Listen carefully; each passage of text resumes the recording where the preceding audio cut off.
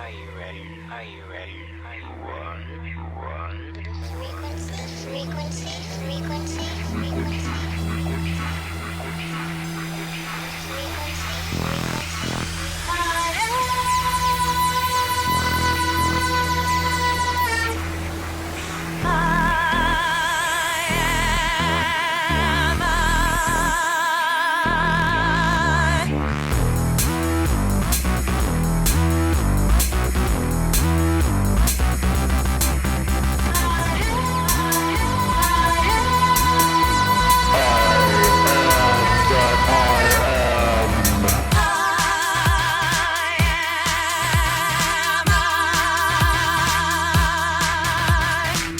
I'm Liane.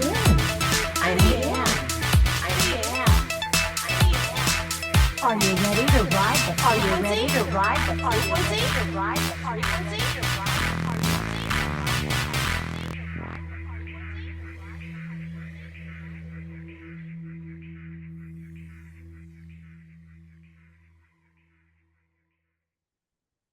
Hi guys, welcome to Riding the Frequency.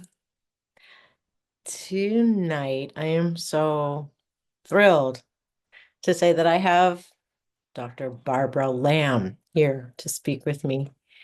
Barbara regressed me back in June of 2020, and it was the first time I had been regressed, and I felt very safe, and I have such a huge spot for her in my heart forever, literally now. In any event, Barbara Lamb is a licensed psychotherapist, certified hypnotherapist, and regression therapist in practice in California. Barbara specializes in counseling and conducting regression therapy with people who experience various kinds of encounters with extraterrestrials and interdimensional beings. Barbara trained for 5 years in the 1980s by the International Association for Regression Research and Therapy.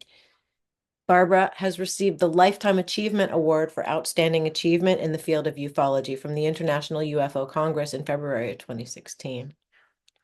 Barbara has also co-authored 3 books: Crop Circles Revealed with Judith K. Moore, Alien Experiences with Nadine Lalick, and Meet the Hybrids, The Lives and Missions of ET Ambassadors on Earth with Miguel Mendonça, all available on Amazon.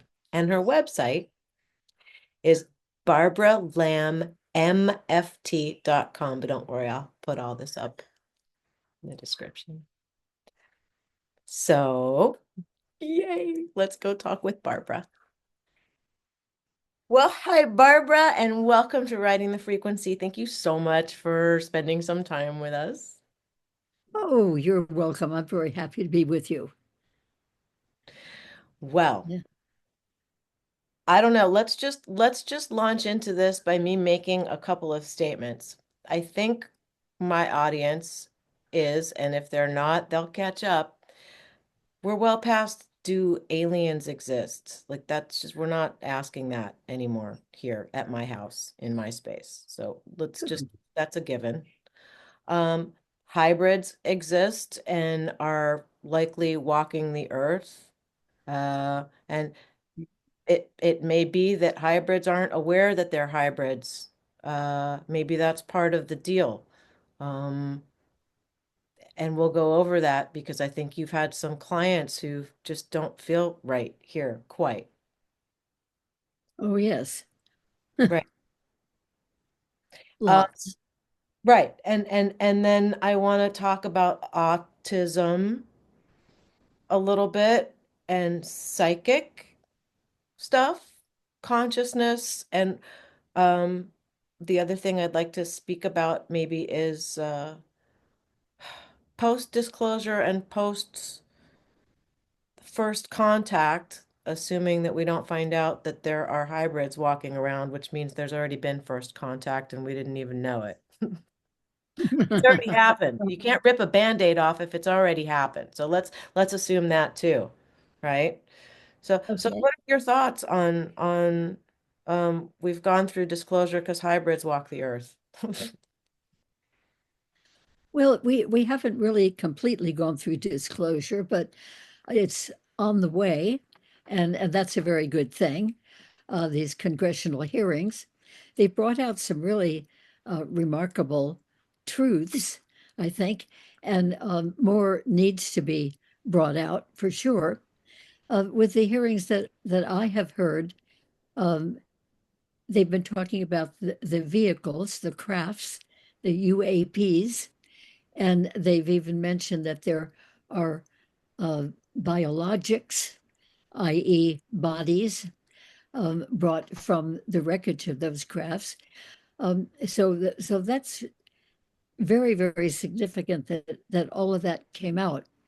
But what I have not been aware of their covering at all in the hearings, unless I have just missed hearing a hearing, um, is the fact that so many millions and millions of people in the world are actually having contact with some of the beings, not the ones in the crashes, but other beings who come and take the person away and return the person, and then the beings disappear.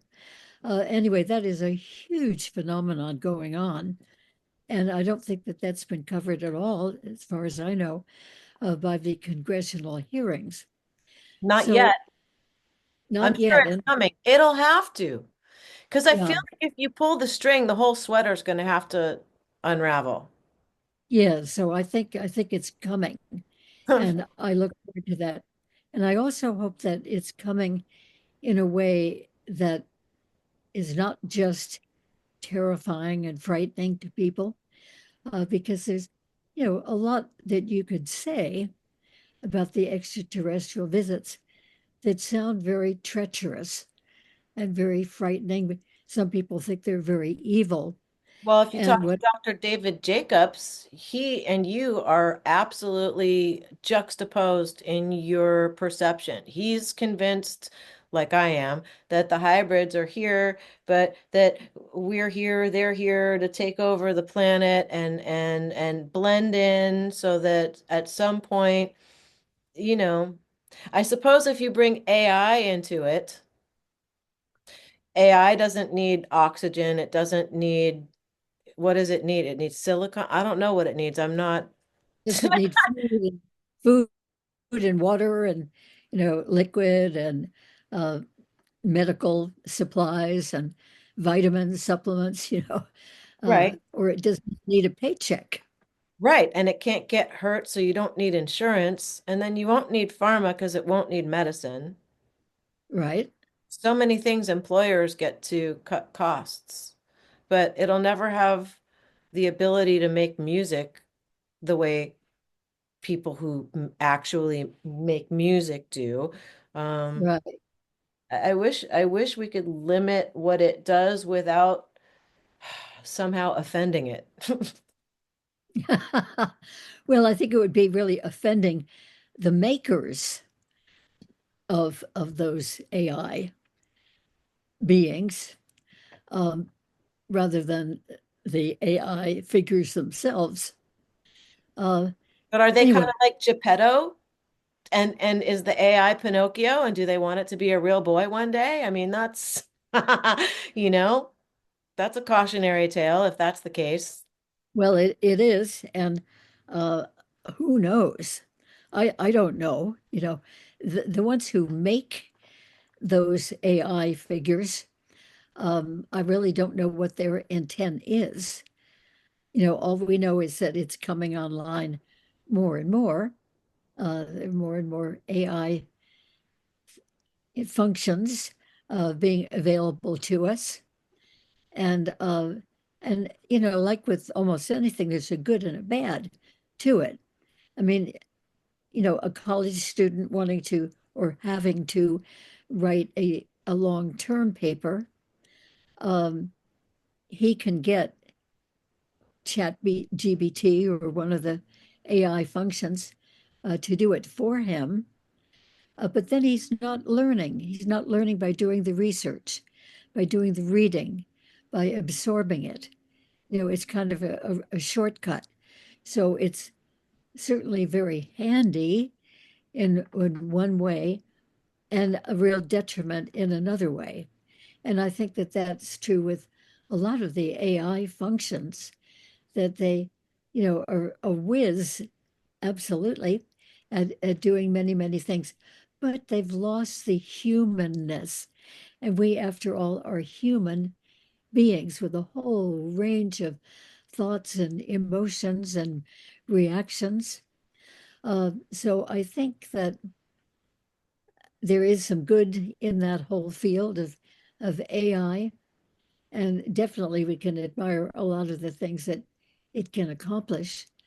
But it would be a shame to lose our humanness because of giving over so many functions to AI. I mean, the human being is precious, in my opinion. A human being is unique. Uh, there are many, many, many beings in the cosmos, on the other planets, and in the other dimensions as well. But there aren't any that are quite like the human being. And we definitely have some shortcomings, that's for sure. But we have some wonderful, unique aspects too. In fact, many of the extraterrestrial beings who do hybridization programs, in other words, mixing their genetics with genetics and even sperm and ovum from humans, uh, but even so, they're making hybrids, but they still regard the human race as very unique and very special. For one thing, we have emotion, and lots of it. And many of the extraterrestrial species either have just a little bit of emotional capacity or none at all. And they look at us with wonder, like, wow, these people on Earth, they have so many different reactions to things and emotions. And it's very, very colorful. So, in a way, some of these species have said that they really admire humans for human emotion and all the variability that we can experience and all the color that comes out of our emotion, like painting, poetry, writing, music, many different aspects of creativity come out of our emotions. And in fact, some of the beings have said that that is why they do the hybrid program, why they want to combine their types with humans because of the human emotion and all the creativity that allows. And you yourself, Liane, being a musician, can probably understand that very well. That your feelings go into the music that you are creating, and that must be true for every musician, I would certainly think. Anyway, that's one of the features about us that is quite unique amongst all of the extraterrestrial beings that there are. So I think that that's something that we can give honor to as well. That we humans have a lot of emotion and we have a lot of creativity. So the hybridization done by many of the species, done for a number of different reasons. The emotion, getting that into their mix, into their society through combining with us, is definitely one of them. But also, they've given other reasons too, such as they want to create beings who are sort of ambassadors or could be ambassadors between humans and between the extraterrestrial species.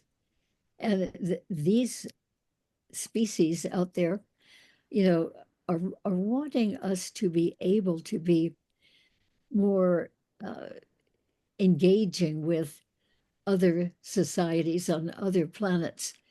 Many of them have said that they would like us to evolve enough as a human species to be part of the Great Galactic Federation. And the Galactic Federation has many, many, many, many planets, many species of extraterrestrials in it. And they keep voting, no, don't let planet Earth be part of this, because we are still doing so much war and fighting and crime and greed and so forth, abusing each other in so many ways.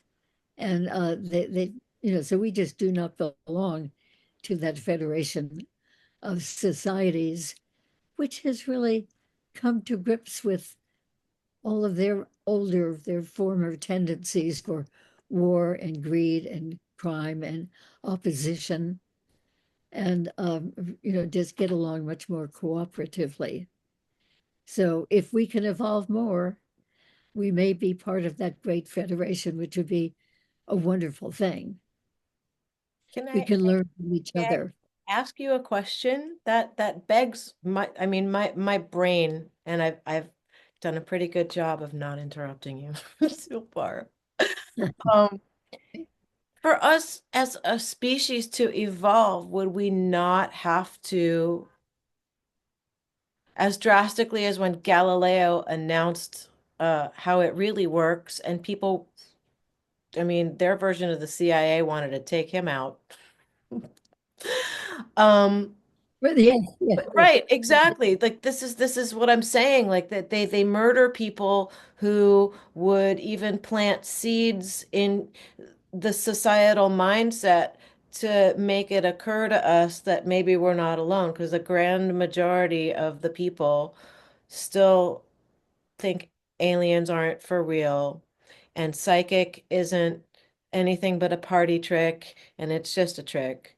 Um, but so first thing that we need to address is the social engineering which caused the mindset in the collective to be what it is, and then somehow model something else to re-engineer society from what the people or the I hate to say forces, it sounds so paranoid. Whoever engineered it to go this way needs to sit down, Klaus Schwab. Like really, it's generations of being told what to think, not how to think. And then having AI sneak in, and like you said, we become transhuman because the lazy the lazy part of us is catered to with social media and instant gratification and all these things, you know? So I'm kind of babbling, yep. but how does one, besides like what Greg Braden says, really make a choice between, are you going to get a chip so that you can open your door, turn your car on, or whatever, be recognized? And then who's running that? Who's at the hub of that? But what if it makes your chip start smacking you in the head, like in the middle of a Zoom meeting? Oh, hold on. My chip is messed up. Hold on.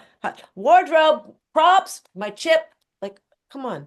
Like I make it absurd, but it's actually can be quite frightening to Yeah. think that maybe these hybridization programs are to make sure we don't extinct ourselves when AI shows up.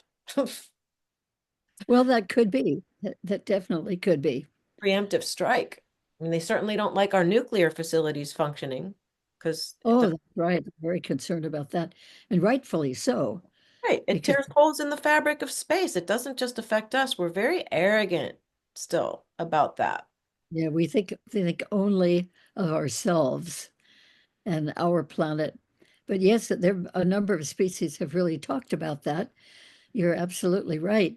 Um, that they are worried that if we start sending off nuclear weapons or nuclear proliferation in any for any purpose, it not only will ruin life on Earth and ruin the Earth for a long, long period of time, but the nuclear radiation will go out through our whole solar system and beyond, they have said. So, this is really a serious thing. And no wonder we're being checked on a whole lot by these crafts that come from them. And we certainly know of missile sites that we have had here in this country where the nuclear weapons have been turned off. In other words, made unable to be launched and shot off. And even, some high-ranking people in our federal government have been aware of that. They've actually been there to witness that sort of thing. There'd be a UFO over one of the missile silos that we have, and we have them in various places in the country. And also, they visited the missile silos in other countries as well, which gives me good cheer because when I think of North Korea and I think of Russia, those two in particular, and China, Try not to think of either of those guys. right, Ah, that they, right. they brag about how they've got missiles all ready to go, all ready to shoot. Just push the red button, and they'll go. But hopefully, the extraterrestrials keep decommissioning those too. So they may be still sitting there, but if they're set so that they will not be able to be sent off, well, that's a good thing. Yeah. I would So, tend to agree, and then there are frequency weapons, electromagnetic pulses that get sent out, radio. There are so many kinds of weapons that they've actually developed, and right. I'll say this, like they shoot them down, steal their technology, lock them up, call them refugees, pretend like they don't exist, gaslight the people who say, yeah, they're down there, or murder them.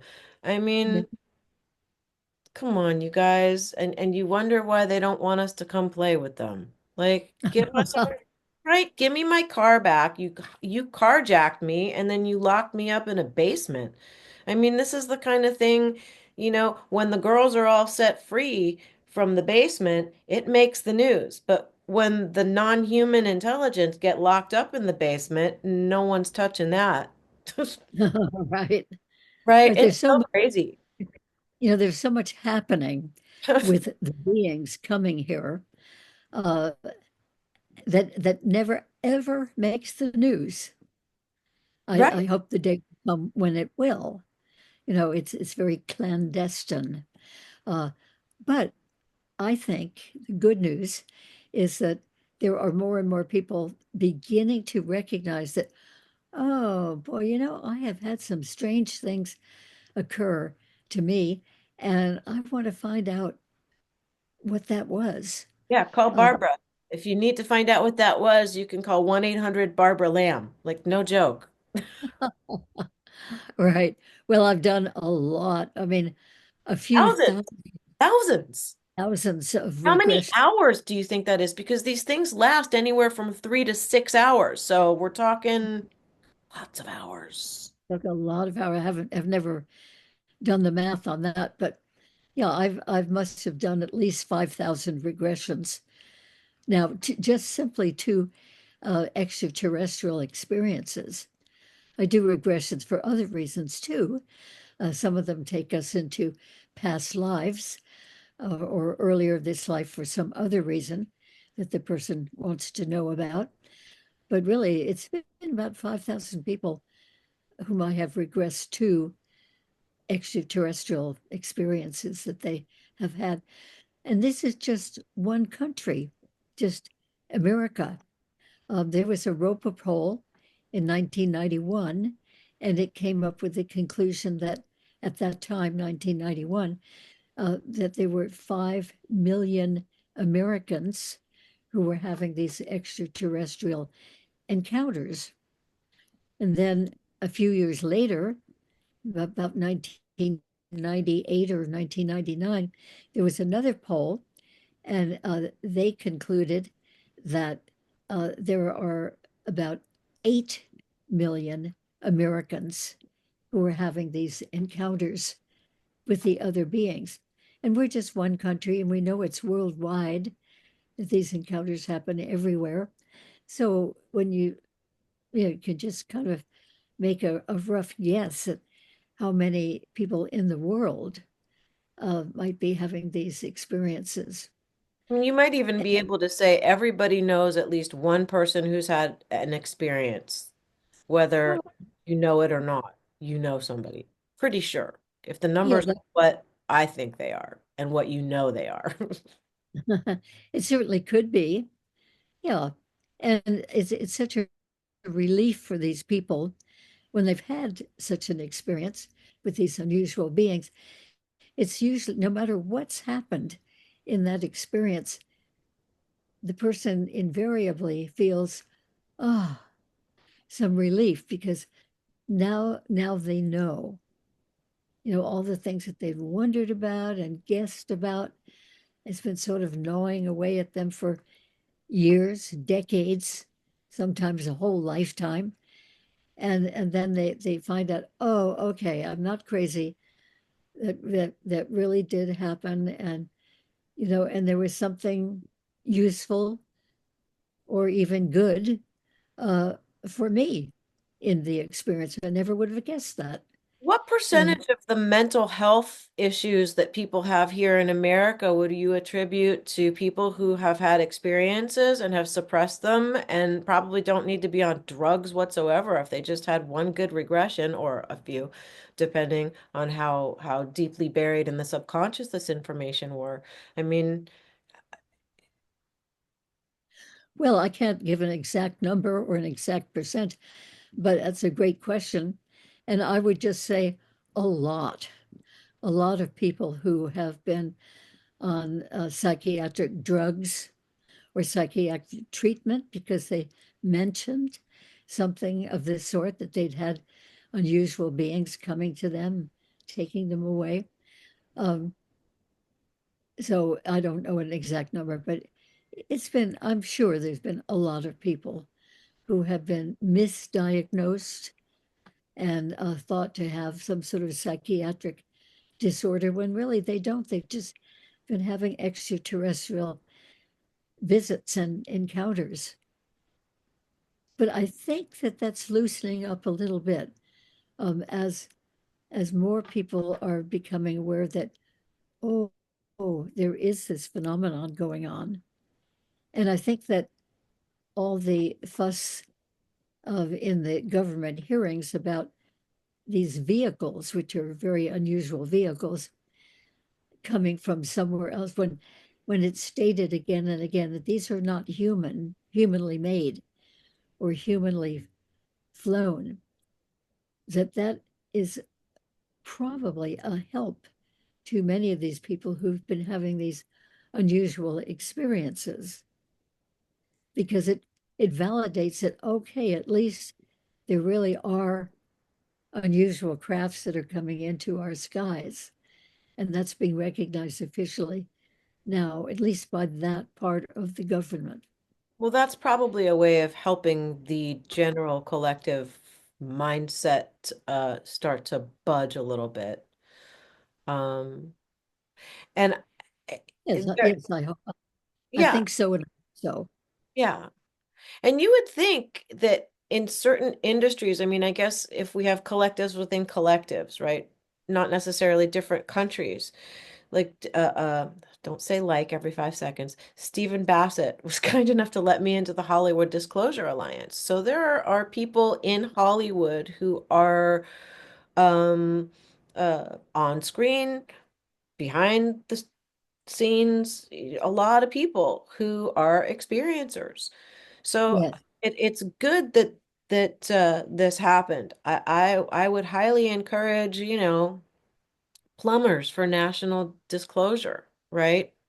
Uh-huh, yeah. Right? What electricians, what Con Ed workers, and the PD, right? Disclosure PD. That there have to be, if you want to break it up into small collectives who recognize this stuff, and then instead of having individuals, maybe it's individuals within a collective, and then those mini collectives get together and it makes it more of a force than I had an abduction experience. Like, yeah, sure you did. But, you know, if you walk in with five other cops or five other Marines or five other, and I know I'm mentioning all these jobs that are for the most part very patriarchal jobs, which leads me to another question. Do you think it would look like this if this were a matriarchal society and men were in charge? Like, what really? What do you think? What do you think? It's a very If sexist answer. I mean, it's really, do we need to even say anything? I mean, does it need to be said? Yes, it would be much different. I think we'd probably pay a lot more attention to minutia in a different way. It might be a little every once in a while, but at least yeah, at least there'd probably be more of a tendency toward nurture, compassion, and coming at it lovingly, as opposed to arrogantly, ego first, puff, puff, puff, first strike, like mentality. right. Yes. Well, I agree with you. So anyway, those of us who are interested in this whole subject, um, we need to speak out more about it. Yeah. Yeah. We don't have a whole organization about that that I know of anyway. But For us to have, individual, I mean, like the Women's League of Disclosure, oh, that WLD. Women's Disclosure League, WDL, WD-40. We need WDL puts WD-40 on humanity to get the squeaky stuff out. News 11. I can see it now. Women good. Well, go before for it, Liane. around. Go for it and start putting that together. Hey, listen, it's better than pepper spray as long as you don't get it in somebody's eyes. Right? Right. Trying to make something work here, guys. Um, Yeah. well, so a lot of the contact, you know, I'll say I'll go with 100% of anybody who's either been abducted or had even Jacob Barber, people who are more dudes, doing recovery with high value objects, right?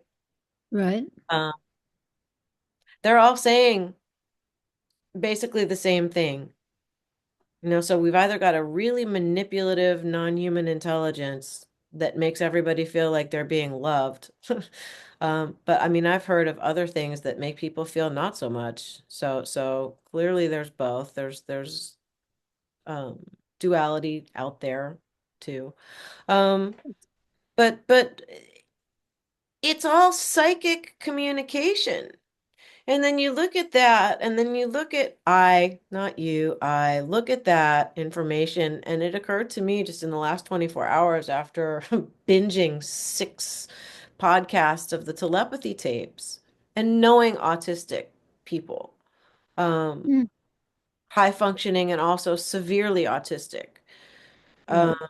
who very likely, because they're nonverbal, are completely plugged in.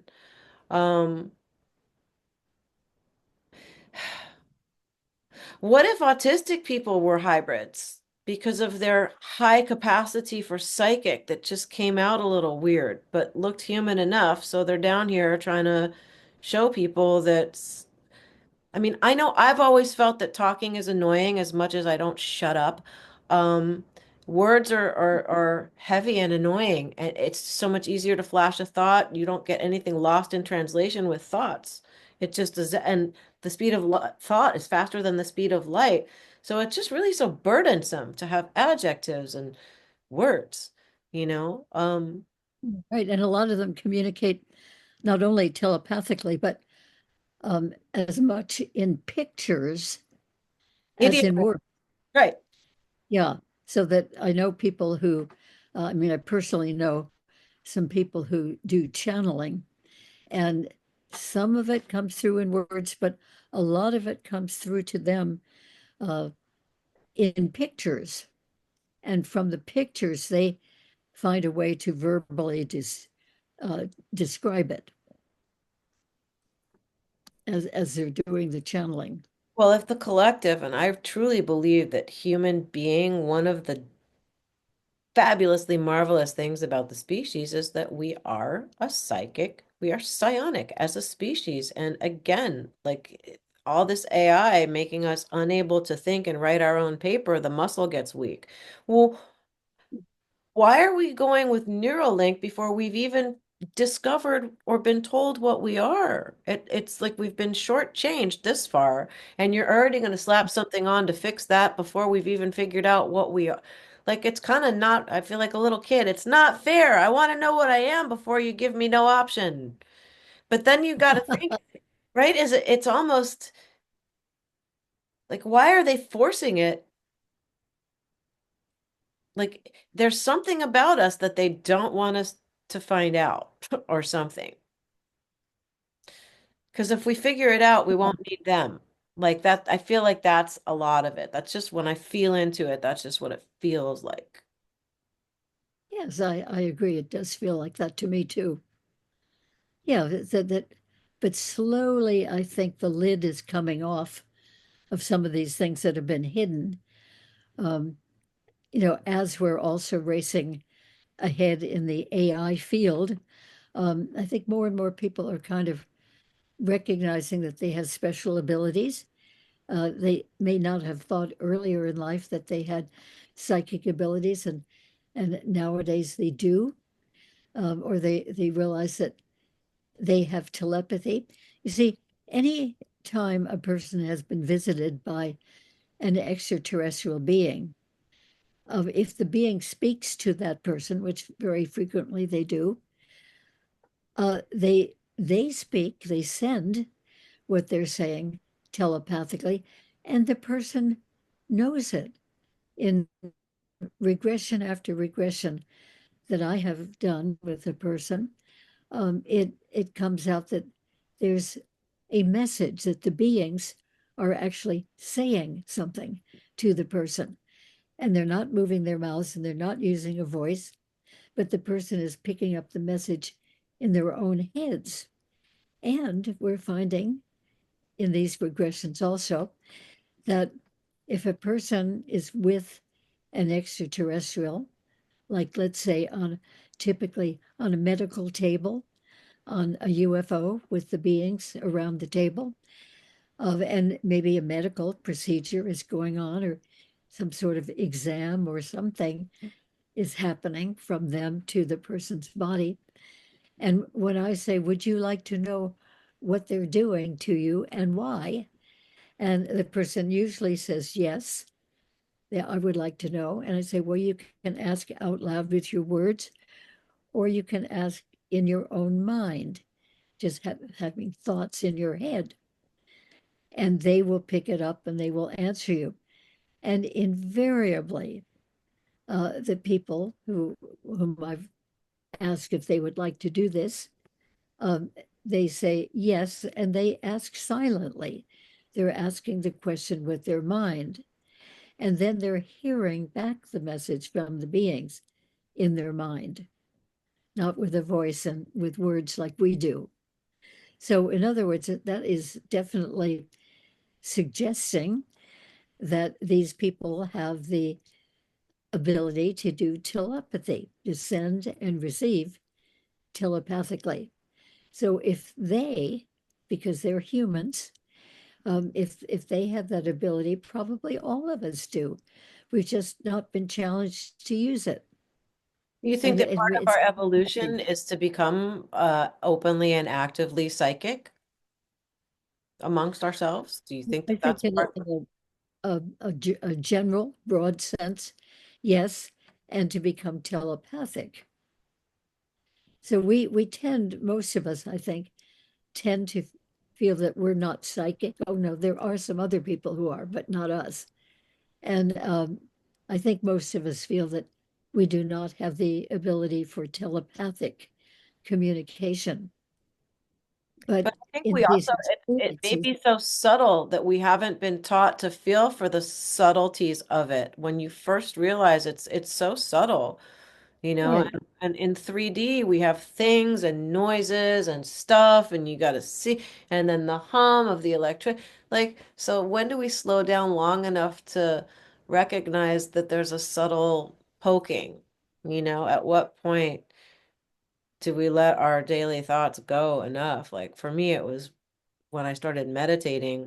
I mean, I always knew something, but it's almost frightening because there's a huge power to being psychic. It's a burden. Like you have to have responsibility with it. Okay, comes Yes. a great responsibility with this sensory uh uh I don't want to call it a phenomenon because I think it's like breathing. I really do think that, feel that. Um, but again, like with information, how do you apply it? How do you let people understand what that subtle poking feels like? Is it just when the phone rings and you say, I knew it was you? You teach people like that, the little things that already happen, use that as a baseline and then see what else during your day happens that's similar to that.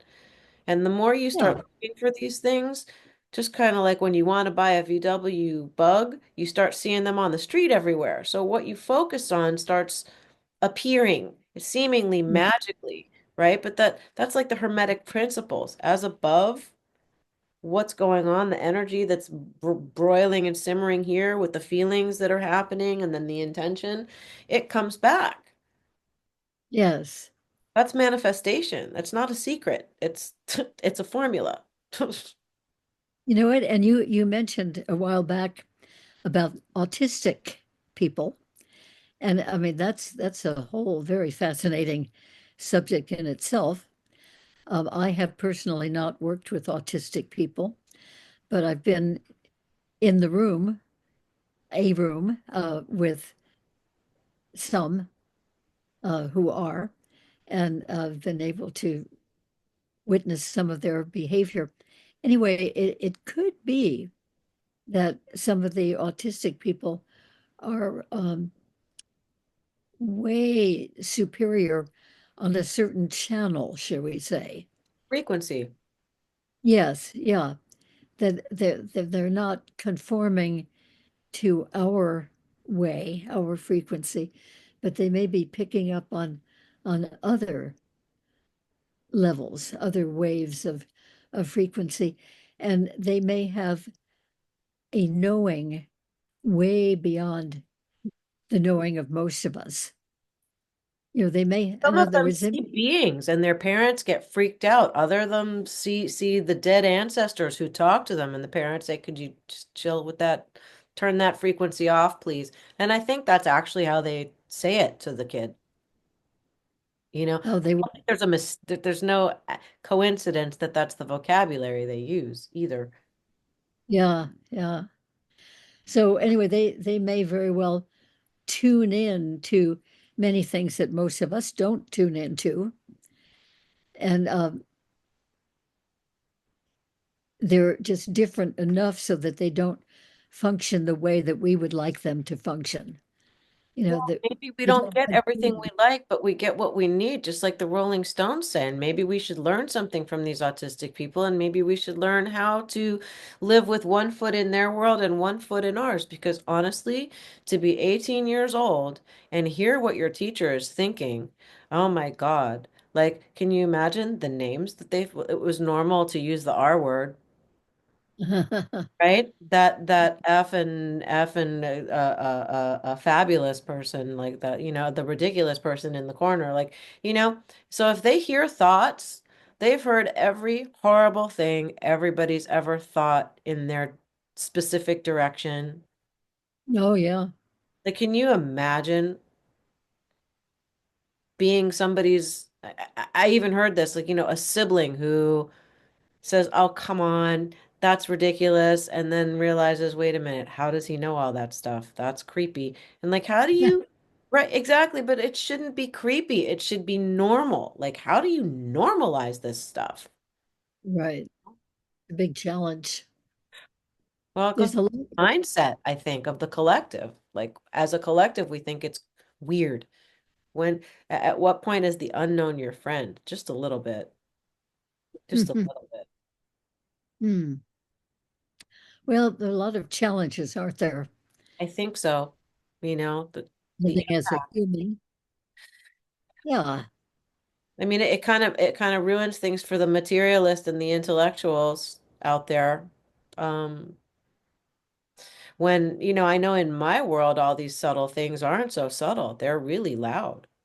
I mean, I don't know Hmm. if it'll happen now, but three of my guests said, "Can I interrupt you?" And I said, "Why?" Because an orb just went by. And then it Oh, went circled back and then it sort of stayed on your shoulder and then went that way. And to me, I don't I mean, I know they're there, so it's just normal to me. yeah. But it isn't to most people. But it should be because honestly, if every person in the whole world got themselves a little cheapo nanny cam with night vision on it and set it up while they're sleeping, I guarantee you're going to see orbs in your place. They're Right. here.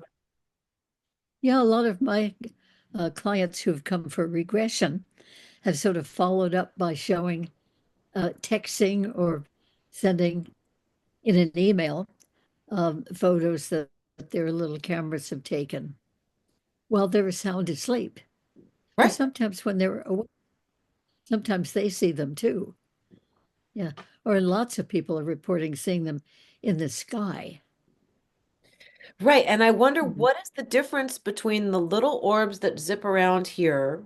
You know, and mind you, some of the interviews I've done are on this like I'm using my laptop. It's during the day. It's not just at night. It's you know, it's a Right. 24/7 thing. You know, um, Yeah. I mean, this goes to show that physical space, whatever that is, Mhm. um, is occupied by different energies who tune into like if reality is a big radio tuning into different frequencies, but also why can't frequencies and dimensions be swapped out for words in this context? Like this is where Yeah, maybe they, vocabulary is so important. well, there's a man that I have had a couple of sessions with, and he goes out into his backyard with a night vision camera, and he sees through the night vision, he sees these things in the air right there in his own yard that he calls them spider webs because some of them are sort of circular and have a number of different strands, it looks like Mhm, sort of white or silver strands. And but they're not all in a circular shape. Sometimes they're more like this shape, mhm, line after line after line in this shape. And he realized after a while that he could talk to them and they would respond. Like he'd said to one of them one night a little while ago, would you move from where you are by this tree over to next to that other tree over there, and pointed to the tree. And this thing, this sort of shimmering shape, did move over to the other one.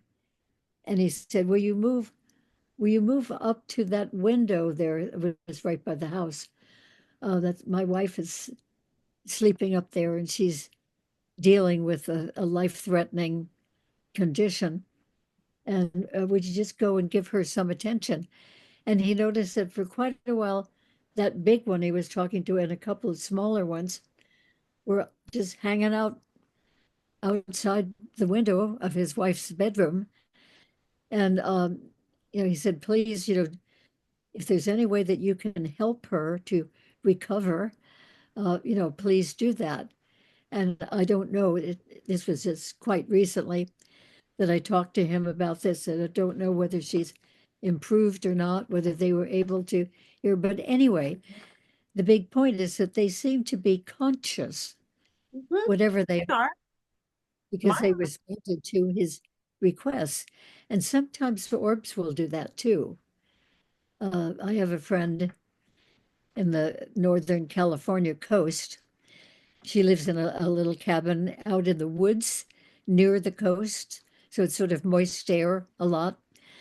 And years ago, back in the early 1990s, she went out one day or just about toward evening, and there was this beautiful pink orb just flying around in her yard, mostly staying still.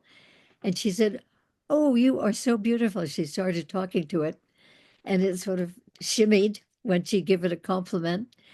And then she said, I think that this thing is conscious because it seems to be responding to me." And so she, just as an experiment, she said to the orb, she said, "Would you fly up to the top of that tall tree over there?" And it did. Right away, it flew up to the top of that tree. And she said, "Well, thank you for responding to that. That's amazing. Okay, now would you fly down and land over there," as she pointed, to the fire pit?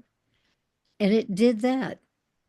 It left the top of the tree, and she asked it to do a couple more uh, little travelings and landings, and it did. And she just felt such a sweetness from it. And eventually she decided that she thought that that pink orb that was seemed to be so conscious and responding to her uh, might be the spirit of her mother who had previously died.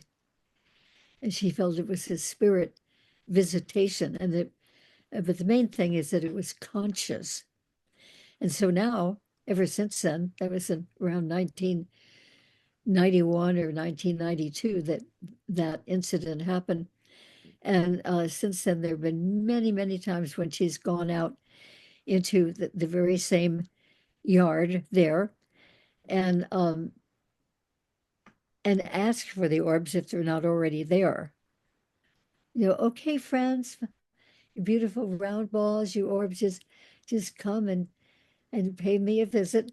And then within minutes, there is a whole bunch of them that have come. So Hey, they, I mean, we listen to these people and then the end near-death experiencers and all this other stuff, and they say that, you come back and the earth is just how you want to see it. And who's to say that when you're disembodied and you're, let's say, earthbound, but choose to stay in this realm, in the dimension in which those orbs navigate and function, who's to say that it's not people who aren't in an iterated form because they just needed a break from being in a wrapper for a minute? Like, uh, who's to say that that's not what death is like? I mean, how many people have had flying dreams? Maybe that's an energy body that's just chosen to go have a flying dream. Who knows if those orbs don't like find themselves falling back into their bodies in bed in China, like, and had a flying dream in America. Like, who knows? We know so little we about don't this. we don't know, do we? We don't. No, but I don't think it's malevolent. If it were, Oh the no, I don't axe think murdering people. They're not doing that. We do right. that No, to each other. yeah, no, I don't think they're malevolent at all. I'm sure there are some malevolent things. I mean, that brings me back to as above, so below. Like if David Jacobs, not to keep bringing him up, um, if David Jacobs keeps seeing what he sees, how does that not perpetuate itself? Meaning, like if you want to buy a Volkswagen, to use that example, and then you start driving around in your old jalopy and all you see now is the Volkswagen that you think it just shows up everywhere. If David Mhm. Jacobs thinks that hybrids are malevolent and they're here to take over the world and blend in and do bad things and whatever, like it if it's as above, so below, and the law of attraction and reciprocity exists, why wouldn't he keep getting clients who have had crappy experiences, right? You don't attract that kind of stuff. He does 100%. Like, how is that not a demonstration of the law of attraction? Good point. Yeah, because he probably has gotten to His expect mindset expect that, attracts it. right, that if anybody is a hybrid, it's got to be for nefarious purposes. Whereas the hybrids whom I have worked with and even wrote a book about With with Miguel Mendonça. It's a really good book, guys. Go check it out. Meet the Sorry. Hybrids, it's called. Yeah, thank you.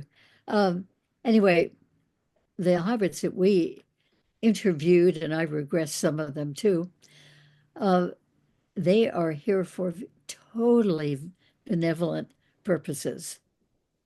And they were created by very benevolent extraterrestrial beings in order to come here and do the work on Earth with humans that the beings would like to do, but they can't.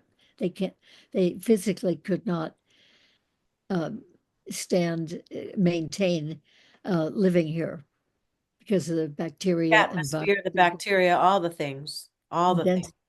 Same, Yeah, we wouldn't be able to live on their planet probably because we need a certain gravity and a certain amount of oxygen in the air and CO2 and hydrogen, all that stuff. Like the chemical makeup is not right or friendly to their metabolism. right. So because they cannot come here, they deliberately create these hybrids or mostly human with some extraterrestrial genetics in them so that those people, these hybrids, will live a life of service here, helping humanity in the ways that those benevolent extraterrestrials would like to see humanity helped. So this is really a wonderful thing, this hybrid program. Yeah, Well, I mean, I think we're very fortunate to have those people. And especially as it comes out more and more about people who are doing some of the, shall we say, darker things and really harming other people, a lot of other people. It's very reassuring and helpful that we also have these good people to here with us. counteract it, sure. Right. We're really trying to help humanity lift up the consciousness of humanity. And I frankly think it's very rewarding that there are many beings out there in space who are benevolent enough to want to create the hybrids who will be helpful here on Earth. Well, I'll tell you, they got the patience of God. Because honestly, as a parent, when my two oldest would get into it, one too many noises that I didn't like, and I'd go in there and get bigger and louder to make it stop, you know? These guys have the patience of God that they haven't come and bang, bang, Maxwell silver hammered us right through the bathroom window. Like, yikes. Wow. Yeah. You know, they're who knows? I mean, honestly, I feel like if people were to take on the idea that all human beings are hybrids de facto because it's clear that DNA was tinkered with at some point, by whom we don't know for sure, all these unanswered questions, But if that's the case, we're already hybrids. So if you guys, Yeah. are you ready, Barbara? Let's tell everybody. If you want to see an alien, go to your bathroom, close the medicine cabinet door, and look in the mirror and say, hi. Well, it certainly could be that we have all been hybridized eons ago. Well, that's what I'm thinking, and then this psychic aspect to our species, maybe that was a happy accident. Like in music sometimes. The other day I recorded something and I was trying to record the guitar on the downbeat, and because of some latency that I don't understand in my system, the guitar came out on the upbeat, which changed the whole vibe of the song. And now I never thought of that. And now it sounds like a complete, like, okay, so what do you want? Vanilla or chocolate? Or maybe I make a vanilla swirl, half and half. I don't know what I'm doing with it, but happy accidents being the point. Like, what if Yeah. psychic aspect to our species was a happy accident, which they're not quite sure what to do with? Hmm. A lot of mysteries. Yeah, kinda. I mean, so many in my it, but there's so much that goes on between here that's not doesn't make me special, but it's definitely not what most people think about. That's probably true. Oh dear. Well, what do you think it looks like post-disclosure? Let's say disclosure happens, we don't get to find out about the big bad weapon so that we can't go, build them or make a super soldier in the garage for show and tell tomorrow. We're not doing that, you know. But let's say there's at post first contact, post disclosure and the government like getting into their little kerfuffles and then the dust settles. What does that look like, you think? Well, it could be. Well, I don't think there's a definite trajectory here, but it could be that things will really improve a lot. In other words, if we could get the companies that are very involved in producing oil and coal and some of the other methods we have of these things that we use so much, if we could get them to develop new technology, it might happen over a period of time that they use the old methods until the new methods are really online. Uh, but, you know, it could be that we will improve in these huge technologies that are really affecting our air and the climate, everything, particularly the quality of the air, and and we will have a better planet to live on. I personally hope that that will happen. I don't know if it will happen, but I hope that it will happen.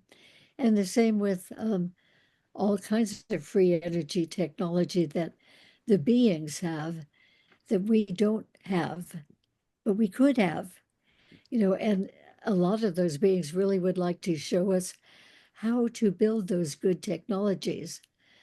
I mean, they're all in Instead of favor. stealing their technology and applying it to be having chimp wars in space. Like what?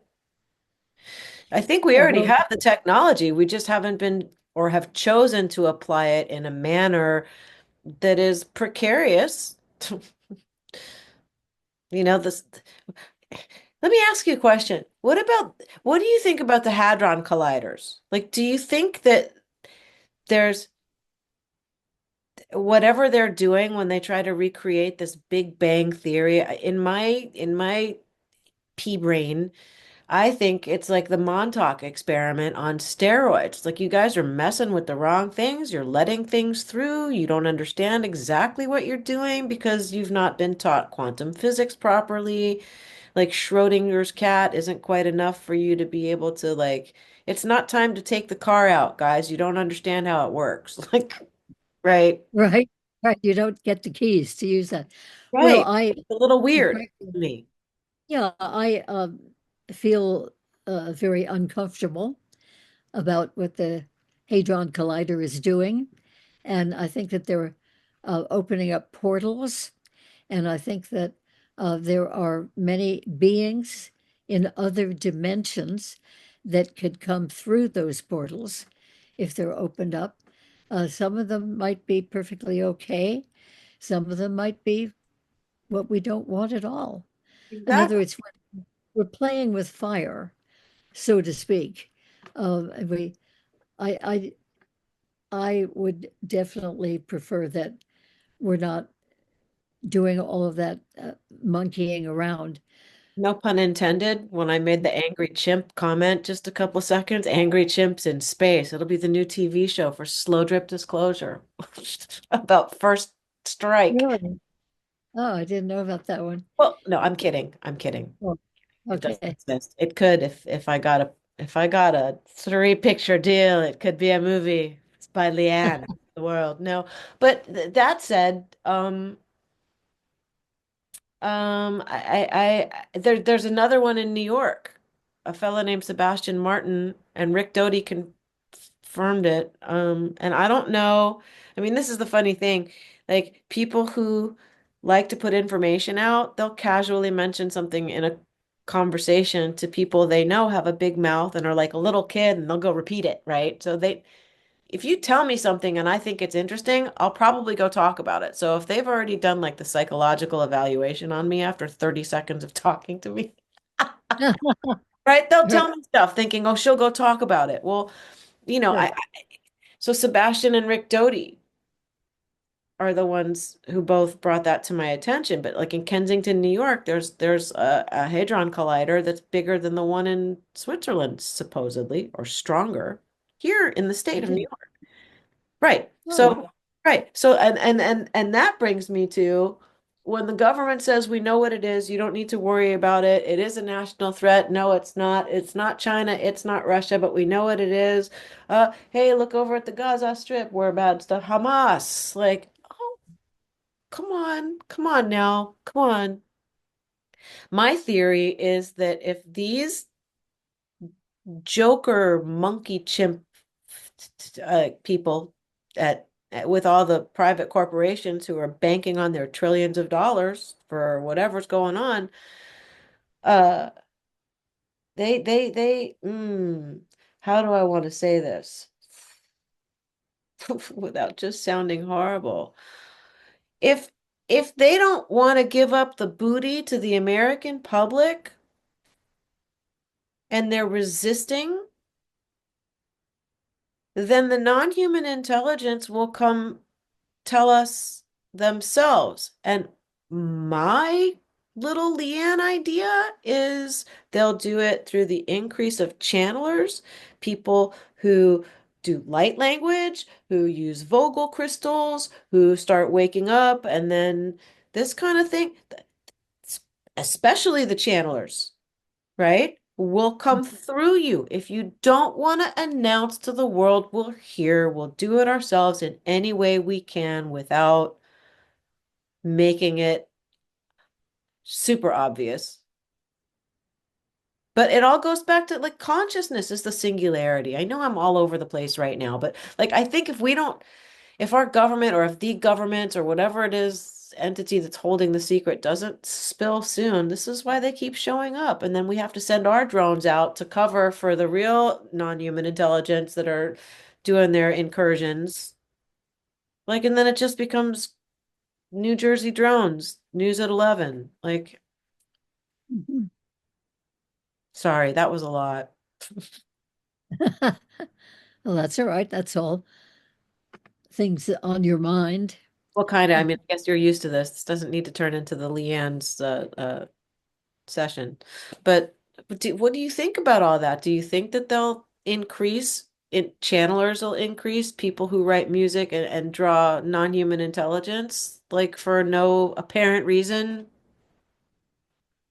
I think so. I think all of that will increase because these beings They're out putting there pressure. It's the way they have of are, putting pressure on us to yeah, they're uh, giving messages to people. There are many people whom I personally know and have worked with in regression uh, who occasionally receive messages from them. Uh, Very often they refer to those messages coming from their guides, Mhm. and sometimes their guides they recognize are extraterrestrial beings. So, I mean, overall, bottom line is that I think that there are a lot of really benevolent beings out there who are very, very aware of us humans on planet Earth and are very uh, not only interested in us, but caring about us. One extraterrestrial said years ago in some channeling from one of my clients, he said that planet Earth has more species and subspecies um, than all of the other planets in existence put together. So that's an amazing statement. In other words, many planets have some other forms of life in addition to the very intelligent beings whom we call extraterrestrials, but they don't usually have lots of other forms of life on those planets. But planet Earth does. I mean, we are loaded with species and subspecies and sub-subspecies of everything. Um, and I mean, and we're unique in that way.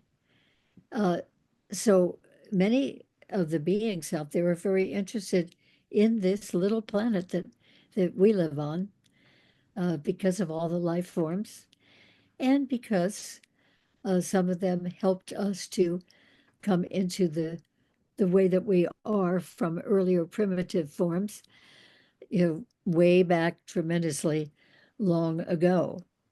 And as I said a little earlier, it's very possible that we're all hybridized. We all have some extraterrestrial species in our DNA.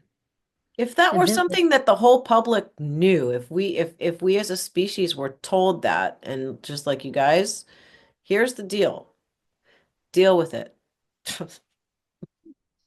You know, I think it would be a start. I think we can handle figuring out what is junk DNA and what's the other 97% of our brain function for. Like the autistic kids are trying to show us. yeah, maybe they are. Could be. Feels like it to me. Yeah. Uh-huh. How, Yeah. do you think that consciousness is the singularity? I'm always going around saying consciousness is the commodity, it's the currency, and I think it's the singularity from everything I can deduce at this point. Would you agree with that or something close to that? It's incredibly important. And of course, here in humanity, we have some people who are not very conscious at all. In other words, they're only conscious of the things going on in the material world and have no idea, belief, or acceptance of the idea that there are other dimensions, there are higher dimensions and higher beings. They think everything is just kind of, you know, physical, and that's it. But really, we're multidimensional, and the universe is multidimensional. And there are more and more people, I think, than there used to be, who are having other dimensional experiences. In other words, they're being visited by other dimensional beings who are not dense and physical the way that we are. And yet, these other beings can be very bright, very intelligent, and very loving. So many people are discovering that the visitors that they have, even though they look different, and we get afraid of anything that is different and unknown to us, just per se, because it's different and unknown, we tend to go into fear about visitors like that. And whereas some of them are actually very, very loving and very benevolent. And I mean loving more in an unconditional way of loving, not romantic loving. Um, so many people are benefiting greatly by realizing that they are having beings coming to them that are like that are giving them that unconditional love. Because God only knows human beings treat one another. I mean, we've got the capacity to be so, I mean, even myself, like I have the capacity to be a complete nightmare, but I have the capacity to also be selfless and, Mhm. and Yeah. being able to know which one to do, like in that moment where you respond or react, and it becomes a choice of how you're going to respond to stuff. I Right. think, Yeah. you know? And if people took accountability and understood that it was their individual choice and not just how things are, it's not just how things are. The things are just how they are because people don't take the time to realize that or give themselves permission to be accountable for their state of mind and shift from the outside world triggering things inside. Like if you deal with all your triggers, you can't be triggered. So no matter what's going on outside, whether it be pleasant or unpleasant or somewhere in the middle, you don't get rocked. Like we really have to learn how to do that, each of us for ourselves. And then I think the discernment factor will increase, Hmm. you know, Yes, it would. right, as you get to know yourself from the inside out. It's just it's a hard work to do that. I know, and you don't ever stop because we're so complex, you know? Right. And we're so interesting. Fascinating creatures. Yeah. Yes, we are. We're all a little bit different, and which makes it even more fascinating. Yeah. Well, you are a real thinker, and it is challenging to you, and you're kind of grappling with some of these challenges, which I think is really, Conceptually, yeah. I feel like I'm grappling, yeah. I think I'm more grappling with the idea of a world view that seems to have taken hold, and the idea that technology is there to be our savior somehow is also a little disruptive to sentience, I feel like, which we've covered that a lot in this talk. Right. So Yeah. just trying to figure out like how to not figure out. It's practicing the art of being, learning how to leave yourself alone at the right time and learning how to hunker down at the right time. It's This a world challenge. is crazy. Yeah. It's- Yeah, and I just think everybody has that challenge. Some of them are more aware of it, like you are, and more articulate about it.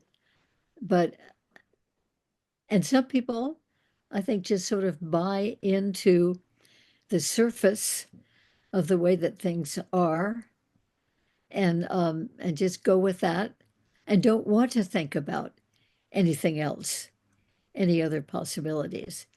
I think we have a lot of those here on the yeah. earth. But I think that's probably fear-based because it's like the rug getting pulled out. And maybe that's part of why they don't want to say what's going on because it'll be like pulling the rug out from everybody's feet, with this whole new reality that's being imposed by telling the truth, you know. But I feel like disclosure and telling us the truth and the new reality that evolves as a result of that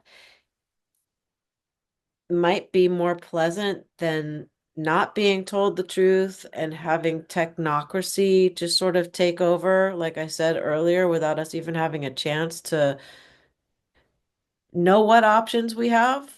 Because we do have options, but we're so gullible and we're so wanting somebody else to do the work and to be saved by something that it's a slippery slope like that a little bit, I feel like. Right. So hopefully people will want to keep their humanity and their sentience and not buy into getting lazy. Let the AI do the dishes so that you can go draw or go put your feet in the grass or go hug a tree, something. Right. And then some people would make other choices too, you know, to go and just zone out in front of the TV for the whole evening. Well, I went to Rudolph Steiner School and they were adamant about you don't get to watch TV if you attend this school. That's something you don't get to do. Well, I snuck it. But come to find out, of course she did. Um, the frequencies that are emitted from a screen. If you do see people in front of a TV, myself included, you get that dazed look and the mouth. Like I've caught myself with my mouth open so many times watching TV. It's amazing. I haven't inhaled more protein. Thank God. I haven't. But yeah, I mean the frequencies, we're back to frequencies.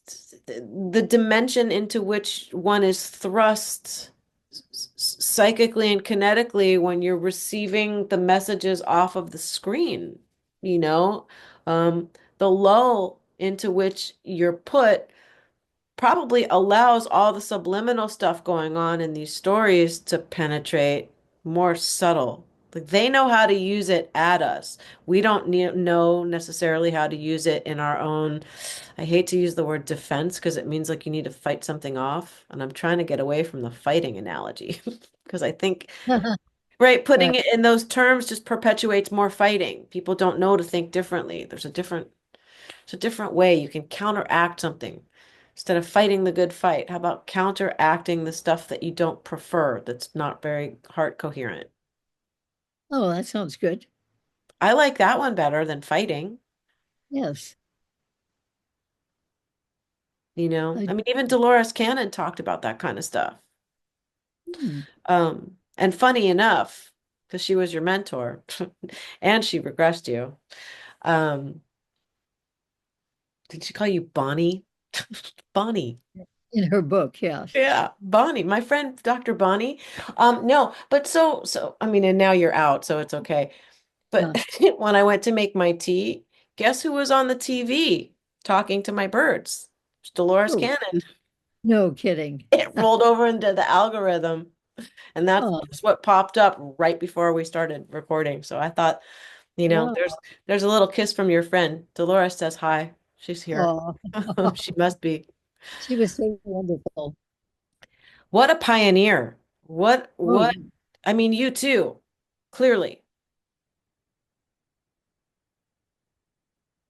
Do you right. feel like you've had a lot of pushback in your career, or do you feel like your information has been well accepted, or schmitter schmatter of both?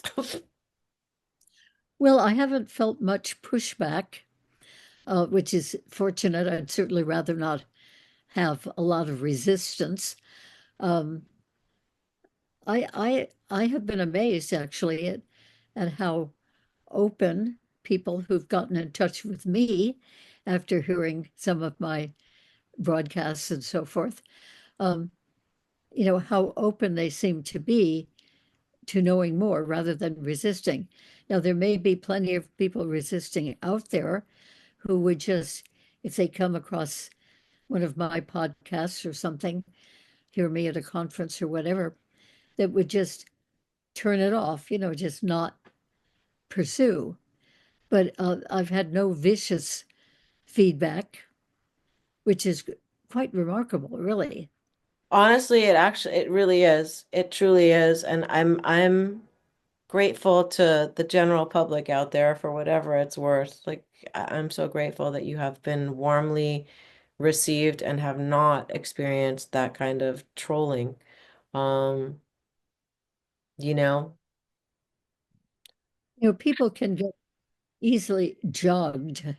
They can yes. look at something that I have been talking about and and kind of resist it, and then but then over time, maybe even a decade or more time goes by when they kind of think now and then of something that I've said about the extraterrestrial activity, and then it gets them to slowly to sort of think about unusual experiences that they have had that they've always wondered about, and gradually, many people come to the point of realizing, maybe I should have a regression to find out about that peculiar event back, 12 years ago, or when I was 4 years old, even. Uh, and then in other words, it's sort of a gradual process, I think, of people realizing that, oh, maybe they too have had experiences of that sort that they hadn't realized were experiences of that sort. In other words, many people who come to me for regressions about extraterrestrial encounters, they might have been building up to coming for that regression or finding somebody to do a regression, for many decades in some cases. And in some cases, it's a more recent experience that they have that they've wanted to know more about. You see, the thing is when a person has an experience with an extraterrestrial being or more than one being, they usually just remember a few seconds, the very first seconds of having that being there. And then they're out of conscious awareness. But the great thing is that the subconscious part of our minds records whatever happens to us, even if it's happening when we're not consciously aware of it, as in these abduction experiences.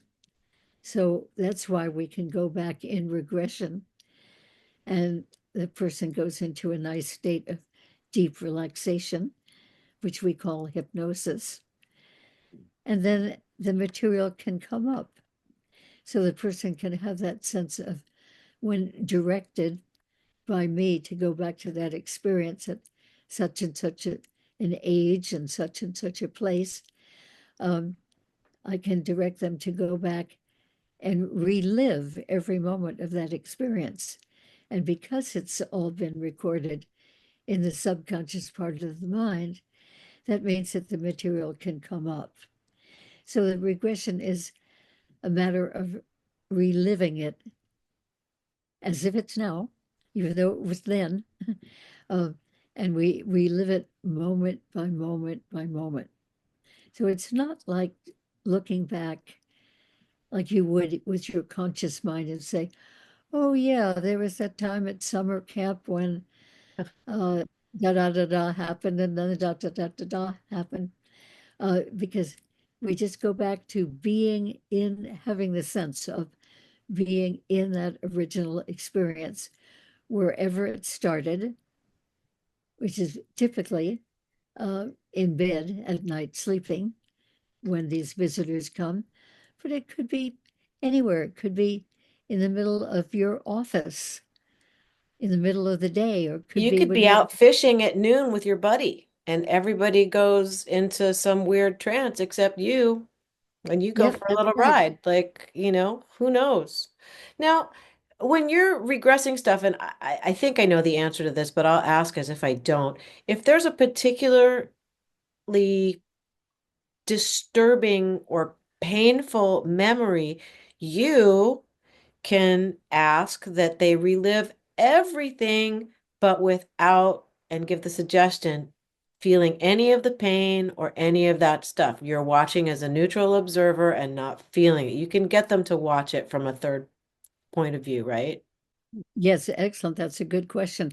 Yes, sometimes when a person, for instance, is on a medical type table, and they're in a very white room, usually, and a lot of light in most cases, and then these unusual looking beings standing around, looking like medical personnel, and they might be poking and probing the person, and the person's very uncomfortable with all of that. Usually the person does not have clothes on, and usually the person cannot move. So it can be very, very distressing. But when I ask them if they would like to know what the beings are doing and why, and if they say yes, which they usually do, I say, well, you can ask them out loud or you can ask them with your mind. And when they ask the beings, they get a very short, succinct, meaningful answer, such as, we are checking to see how your body organs are doing.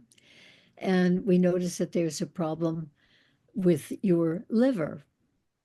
And so we are healing that problem with your liver. And then that gives explanation to all the use of light that seems to be happening with them. Or alternatively, instead of going ahead and healing it, which they usually do, they will tell the person to be sure to have their liver or whatever organ is malfunctioning when they go home again, go to their doctor and have that part of their body particularly checked, because there is a problem there that they may not have been aware of. So anyways, it turns out that it's helpful.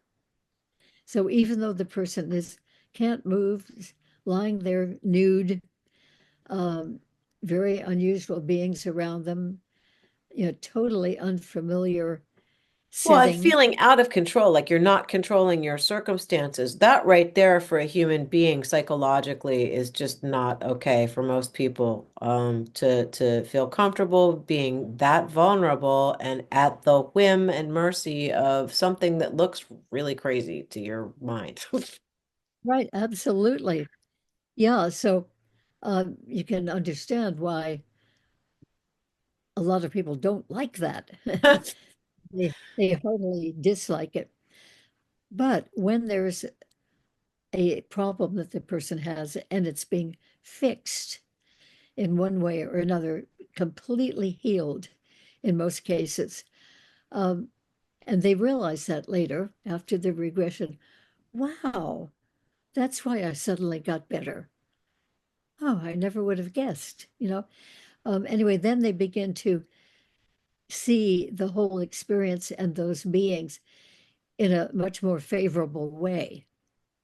And Sure. many times the experiences that people have on board the spaceships uh, do not involve healing or even checking up, but they involve many other things like being taught how to do healing, or uh, ramping up their paranormal skills, their psychic skills, or just taught perspective about the universe or about the other beings or about a number of different things. And so sometimes the experiences are just for the person to get used to being there on a spaceship, and nothing really radical happens to the person. Sometimes the person is free, especially in childhood experiences. They're free to just wander around the ship and look into the different rooms and see all the different kinds of beings, and maybe see some of the hybrid children who are being raised there.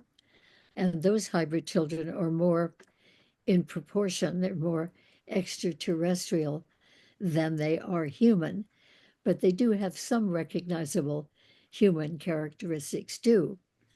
And women are very often taken and introduced to their hybrid baby, which they didn't even know they had a whole full-term hybrid baby. And maybe there'll be a room with several other children that are told that they are their children, and they get to see how they live.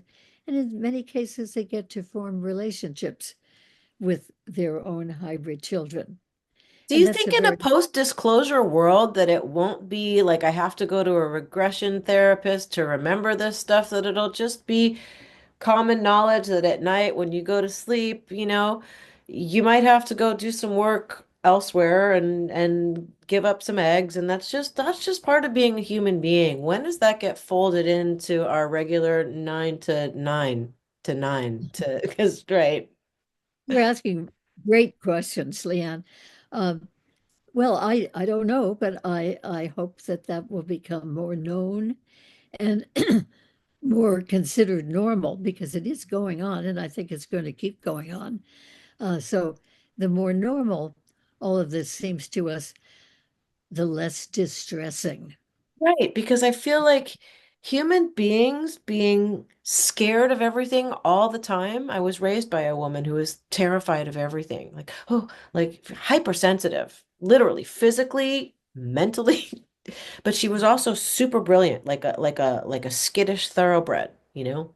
Um, but the idea that the species is so always kept scared, kept whatever. And I've said this in all my talks, but like changing the tuning in music from 432, which does nothing to water, no matter how loud you play it, to 440, which makes water chop. If we're made out of water, what kind of state is that keeping us as a species in, that all of our music is 440? That's a Oh. little, that's a little divisive.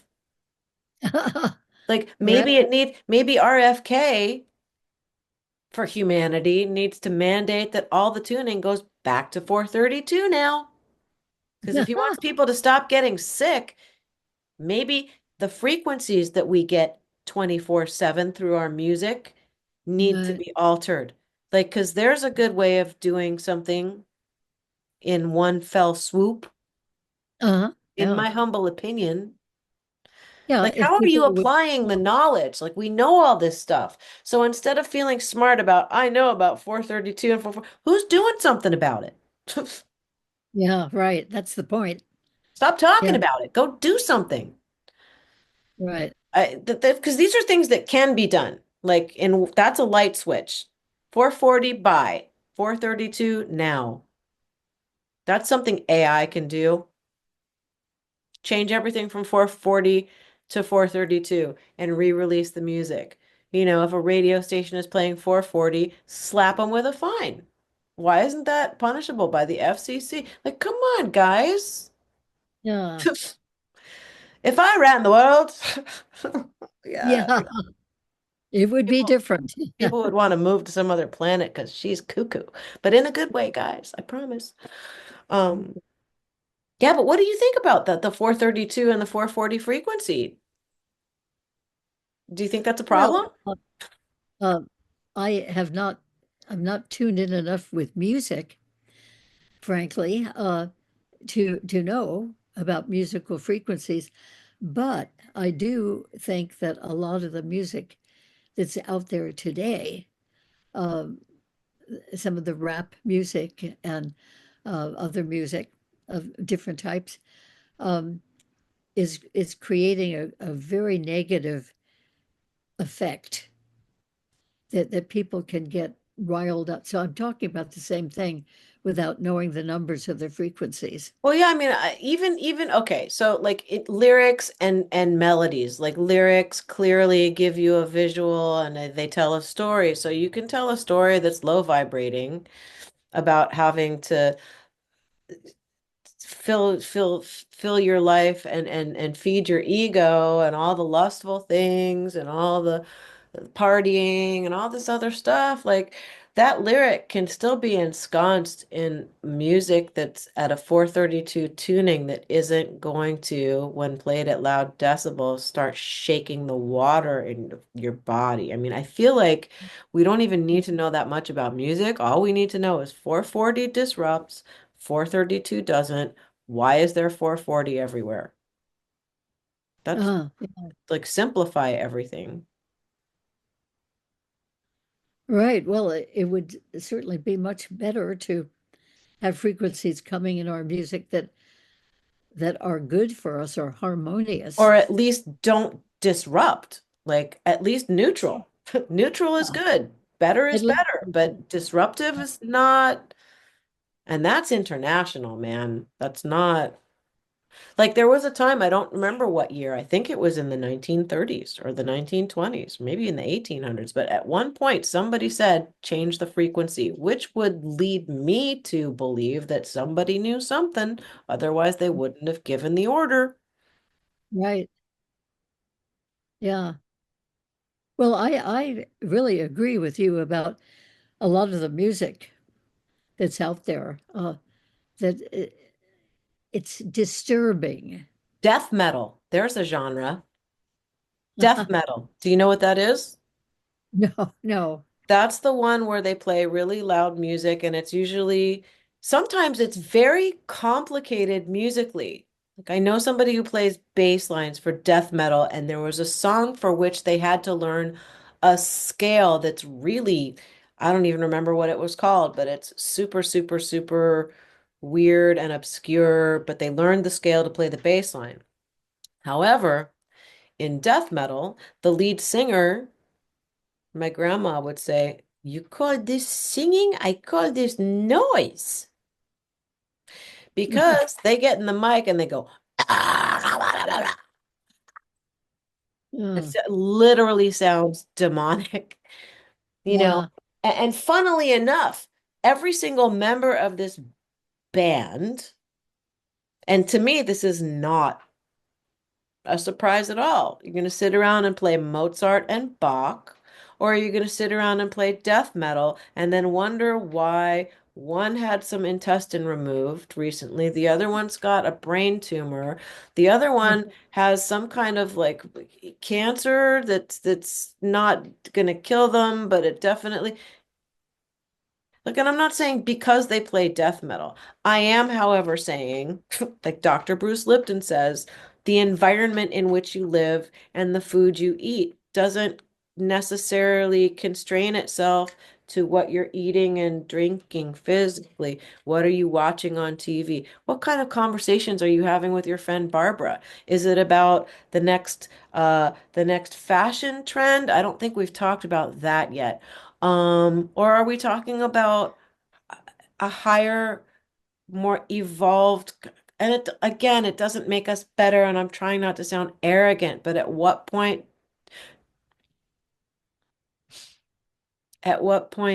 does the public realize it needs to get elevated and stop being threatened by higher ideas and try to learn?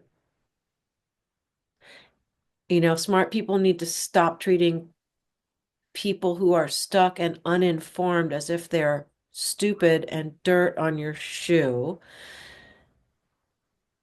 But alternately, people who are ignorant or maybe have a hard time grasping concepts as quickly as some others need to not be threatened by these concepts and you know, maybe we can all work together to not dumb the concept down, but change the vocabulary, the value language. Mm. You know, you don't, like I said, you don't need to know anything about music to know that 440 is bad, 432 is good. Somebody said 440, everybody's because the music, like one thing to be eliminated to make humanity, human beings great again. Make humanity great again. Uh-huh. Forget America. Like, don't forget America, but like, do you know what I mean? It's like, let's all make ourselves great again and inform ourselves and apply the knowledge in a coherent manner and not walk around like victims who don't know any better because it's just easier to be ignorant. I'm rallying for humanity. Like, we can do this, guys. I think we can do this. Don't you, Barbara? Oh, I think that's possible, and I hope it will happen. So do I. So do I. So you could yourself have quite a bit of influence on this. I'm trying to figure out how to marry this into mainstream without it being a sci-fi movie. You know, I know people in Hollywood who have made, they're prominent people who have made very prominent movies, which come up in discussions like these a lot. Not going to name names or give you movie titles because then it just becomes the same old conversation. But when pressured, will say they don't know what I'm talking about, and that the government has nothing to do with green lighting things or changing or altering language because they don't want us to this or that. And it was put to me that this person may be saying that because if they don't say that, here come the black helicopters. Like, who knows? I mean, this person is out there and they're still making lots of content, you know? The idea that maybe Hollywood is naive and doesn't know that it's being used for informing plausible deniability, like the movie Stargate. Of course, there are Stargates. They're underground. Like I keep saying, I think all these wars have nothing to do with what we think they do. They know that there's ancient technology down underneath Mm. the geography on which the wars are being fought, but underneath there's something that they've known about for probably since before Roswell, that they're trying to either wake it up, figure out how it works, figure out how to disable it to stop people coming in. And, Stargate the movie, that tech exists, guys. So is it tempered? Is it plausible deniability? Am I out of my mind? Is my friend correct? And I'm just conspiracy theory? Is it just because we want Rick Doty on our crew to advise because he was in the military? Or does Rick Doty make sure they don't say certain things that are trigger words that start the sweater getting unraveled? It's all, Hard to know. and you wonder why they're scared to tell us because they've made us crazy and crazy people come at you. Wow. Wow. All right. Well,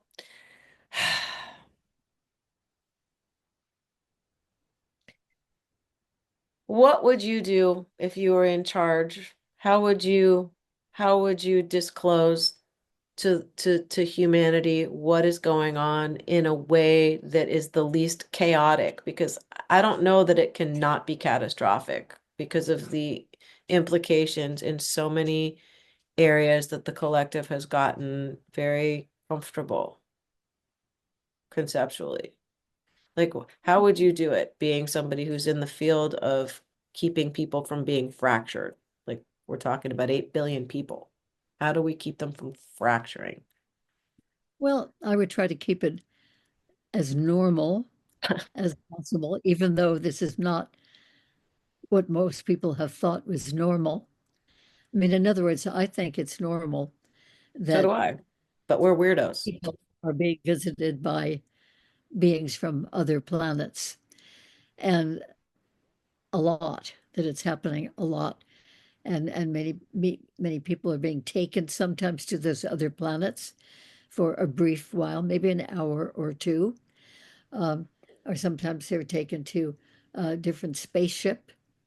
I have come to, over these years, since I started doing this part of my work in 1991, I've come over these years to view it as as normal. It was a big surprise at first, of course, when I first started hearing that this really happens to real people. Um, but even in the early 1990s, I started when being invited to give talks about this, lectures at different groups and conferences.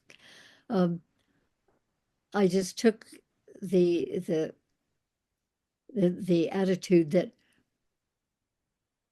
this is normal, and I'm going to talk about it as if it's normal, and that more people have been learning about that from me. And I mean, I think hundreds, thousands, who knows how many, um, and have been able to see it in a more rational, normal way, rather than a sensational, freaky way. And I have never encouraged people to see the movies, for instance, that are made, which are just full of threat and danger and fear and horror. No, that is not what I am finding out in working with so many people who've experienced these things. And um, there always seems to be a good reason why the unusual beings are visiting humans and doing the things that they do. And very often it turns out it's a great benefit to us people to whom these things happen. And it certainly is expanding our awareness of the whole cosmos, the universes within universes within universes, the whole cosmos and of other dimensions, how much intelligence there is with many beings in other dimensions who have the ability to come and visit us and affect us. So, anyway, I think the more non hysterical, non dramatic, non horror that this is all presented to people, the better. Because these beings do exist. Many of them do come to humans and do various things. And in lots of ways, I think that we benefit from that.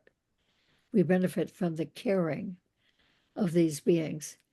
There are many ways in which these extraterrestrial beings are trying to give messages to humanity. Frequently, they will do this through a particular person whom they're having encounters with. In other words, they'll give the person a download of information. The person might be out having a walk, and suddenly it's like there's a whole chunk of information the person had not known before. And it seems to have come from those beings. And some people sit down and meditate and channel these beings on quite a regular basis. I mean, some have been channeling beings out there in space for decades. Some of There them are writing. books. There's Seth Speaks. Jane Roberts was a very famous channeler. Right. As a Oh, matter of yes. fact, a friend of my mom's, their son, Rick Overton, gave me Seth Speaks. And then on my own, I went and bought The Nature of Personal Reality. I'm somebody Right. who does not like to read. It's hard for me to sit still. I prefer the audiobooks.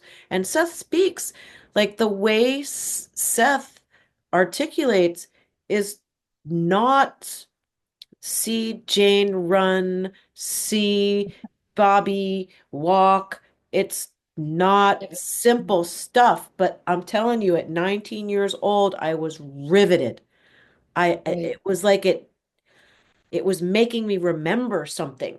And then I drifted into like, being human and humaning, learning things in the weeds.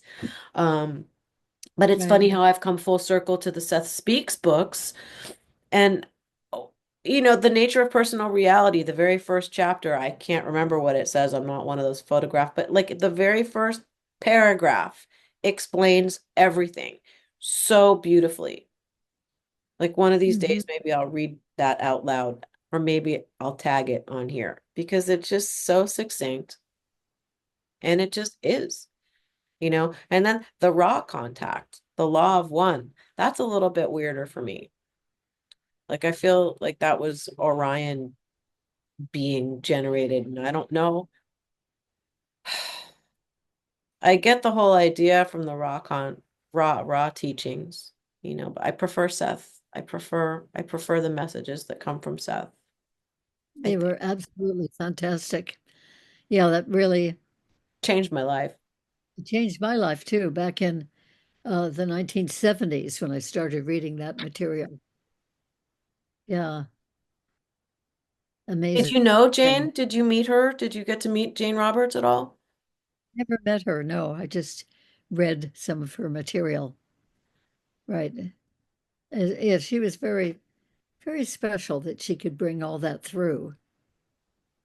And it wasn't material that she would have known herself.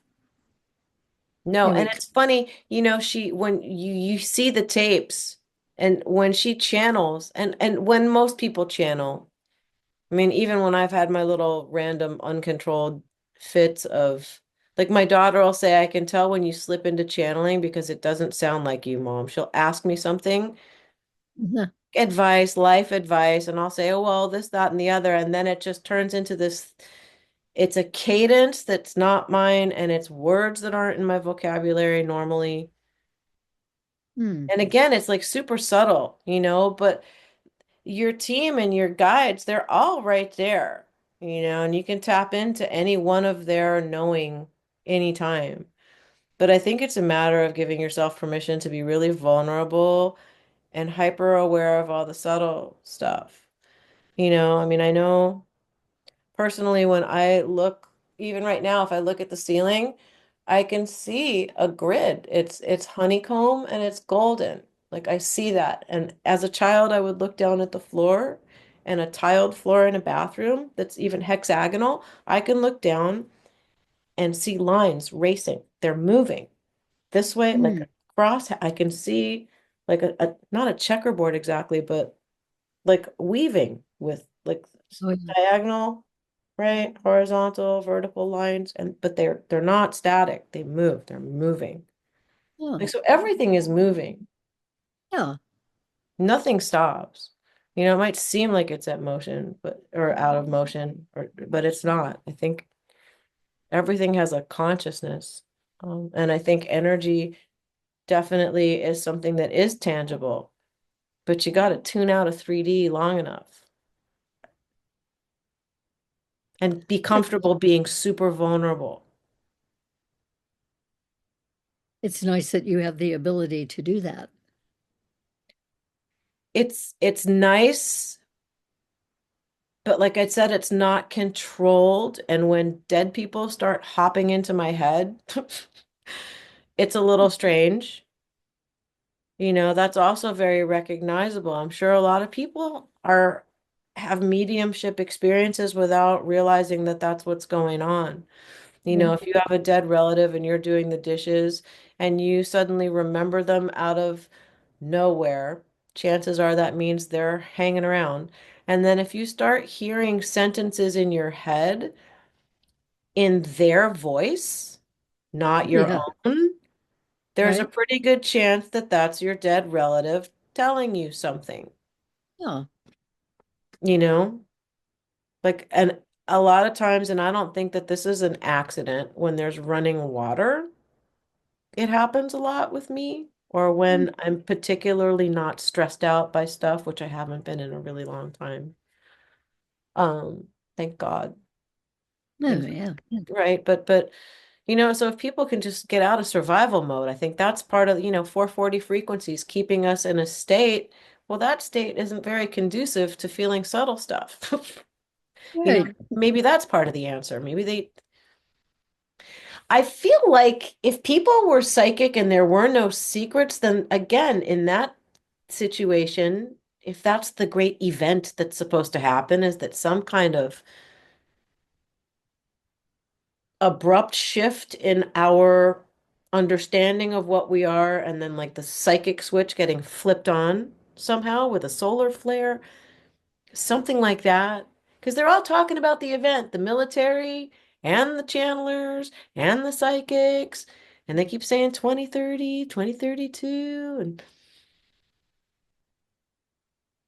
when different sources from different places are all saying the same thing, you got to pay attention, I feel like. Yes.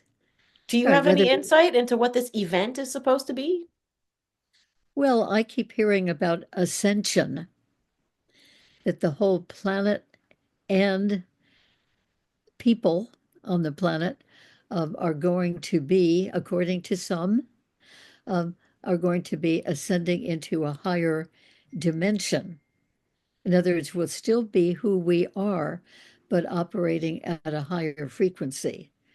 So We're like in at the, the same frequency as like, okay, so let's say, for example, the orbs that we see in my house are at a higher frequency, which is why they can zip around in their little bubbles or whatever. If human beings somehow elevate their frequency, do you think that OBEs and astral projecting will be part of a commonplace day? well, I don't know about that. I mean, many people do that anyway Dream from time. the third dimension of astral experience. I mean, I've had a bunch of astral out of body trips, and um, but it always happens when I'm in a wonderful state of deep relaxation. Hmm. Just happened in the middle of the day when I'm bustling around doing things. But if I'm really like lying down or sitting down and just really, really relaxing, that's when my astral experiences have happened. And so maybe that's a clue for other people who have them, these out of body astral experiences. Um, I've never really, tried to do a study on that, how Hmm. many people have those things happen when they're busy running around, or how many have them when they're really very relaxed. Uh, I feel like it's probably more when they're relaxed and like at sleep time and the whole thing with Bob Monroe popping out of his body. Like I know I've had a couple of weird dreams where I feel like I can't move and I'm just no matter how hard I try to move, I'm moving slow motion like I'm in some kind of silly putty air. That's bad. But more recently, I had like a body paralysis experience and I kind of panicked, so it stopped. But the people who talk about being able to do out of body experiences with or without hemisync assist uh, talk about feeling a vibration inside them. So, I mean, I'm guessing if we're energy beings, clearly, like I said before, nothing is still. So our energy body isn't static either. It moves, it probably vibrates. And maybe that's the feeling you get. You start feeling when it starts separating from your physical body. They say that it starts vibrating. But how many of your patients, clients talk about body paralysis oh, without many of an abduction? oh no, they talk about body paralysis in relation to abduction. Always. Yeah. Now there are people here in the world who claim that there is such a thing as sleep paralysis anyway, without having anything to do with the other beings. But that's so those two states feel similar. Right. The Like the body person, asleep, mind awake, like a Silva mind control method deals with that. They like to have your body like paralyzed asleep, not paralyzed, but your mind is still, but it's not focused on your body or the physical world, which is where you can start tapping the field, for lack of a better uh-huh. word, for information and then bring it back with you to your waking state. Like, But anyway, it's very common for people who are having visits from extraterrestrial beings, uh, that, like, particularly if they've been asleep and they wake up and there are beings there, and they almost immediately feel that paralysis. They mm, can't move and they can't speak. And that state is made or put on them, put in them, shall we say, by the visiting beings. And and it turns out that it's for a good reason. In other words, when the beings are coming to take a person for an hour or two, they make that person not able to move and not able to call out.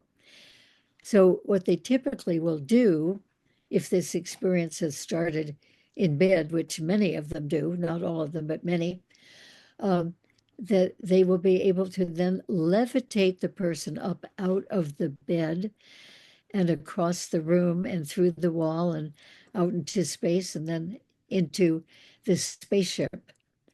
And because they know that we are so emotional, we humans, and so reactive, that if we started to feel ourselves being levitated by these very unusual looking beings, that we would probably really panic.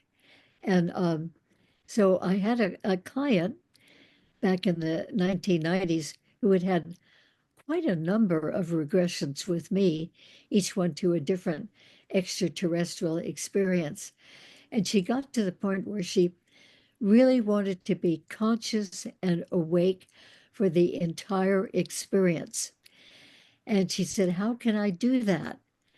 They always make me be not conscious after the first few moments of awareness. And I said, well, ask them, just ask them out loud, ask them over a period of a number of minutes, not just one quick question, and convince them that you're ready for that and you really want to be conscious and awake for the next experience of that sort. Well, she did that, and then beings came to take her as usual, and they levitated her up off her bed and they floated her across the room. And during the floating across the room, she looked down, and because she could move, and she could see how high she was from the floor, probably about 6 or 7 feet up from the floor. And suddenly she just panicked and started flailing around. So these beings had with them a netting, a big roll of netting. She just reminded her of a fish netting. Galactic straitjacket. They wrapped her up in this netting like a cocoon, let her still be conscious, took her through the wall and out into the air and up into a ship, fully conscious, but not able to move. And they said, as they were wrapping her up, we thought this would happen. Yeah, we And brought the net just in case.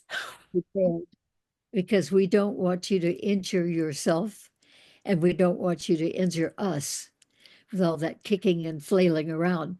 Well, see, that's So the thing that to me is a benevolent thing. It's for the greater good of the greater amount that we just paralyze you. It's just easier, trust me. I mean, if it were a conscious conversation with your buddy, you'd be like, look, dude, this is messed up. It's going to seem like it's messed up. So just for everybody's safety, we kind of gotta, just deal with it. uh, Love you. Hold so still. We'll be done soon soon. as soon as she got onto the spaceship in that experience, stood her upright, and they unfurled all this netting so she was free to move. And she had a wonderful experience on that occasion. She always had good experiences, but this one was particularly wonderful because there was a very glowing, bright, glowing being who was just excellent from a higher dimension, whom she got to have a conversation with. And it was very, very enhancing for her. So anyway, she learned and I learned that that's why they do. They make the person feel paralyzed because they can take them and the person will not get injured in the being taken and they won't get injured. I So wonder if it they could figure a way to get people in a space, like even if we need to be paralyzed to do this so that nobody gets physically hurt. Um, and I know so many people have said that they hear psychically, we're not, we're trying not to hurt you. That's not what our intention is. So right. they always say that it's not their intention to hurt. Excuse me. That's true. But I wish there were a way, thank you, um, to open up the lines of communication better, because I think that would disarm a little bit. Well, some people have. Some of the people I've worked with, particularly when they've had a few regressions to a different experience each time, and they've become much more comfortable Mm. and much more trusting with having these experiences. Certainly, much more trusting of the beings, and that there's not going to be anything harmful, Right. mean done to them, and that they actually benefit from a lot of these visits, like most notably in the cases of being healed, or in the cases of meeting their hybrid children, or the cases of uh, being taken briefly to visit the planet of those beings. I mean, people had some really interesting experiences on those other planets, sort of seeing how they live, how they manage things, see their architecture, their climate, what they do for some of their practices. And I mean, that's people who've come back from those regressions, from those experiences, have thought, oh, wow, I am so privilege to know that. Right, it's like a human enrichment program, like an after-school program that's enrichment, but like this is like an exo experience that's an exo enrichment or something. Yes, Like there's it's a, got to be a way. I mean, we have interracial marriages here on the planet. You would think after thousands of years of that, like what's the big problem dealing with other from not this beautiful blue ball we inhabit? well, I think it's so shocking to some people, many people probably, to think that there are other beings in existence, and then for those other beings to be able to come here to planet Earth. I mean, a lot of people find, oh, that couldn't be. There'd be no way they could get her because they're too far away. But they have the technology to do that. And Right. we are developing the technology in a very clandestine way. Is not publicly known very much, but uh, we, even in this country, are developing amazing machines that can do a lot of the things that the UFOs do. Now, whether they can really go to Mars or planets even more distant from us or not, we don't know, but probably eventually We'll we'll be find developing out. We'll find machines, out with Elon at the helm, pretty sure. I mean, he's trying to get yeah, us to Mars by 28, right? right? And he may just do it. He's a tremendous accomplisher. Yeah, Yes.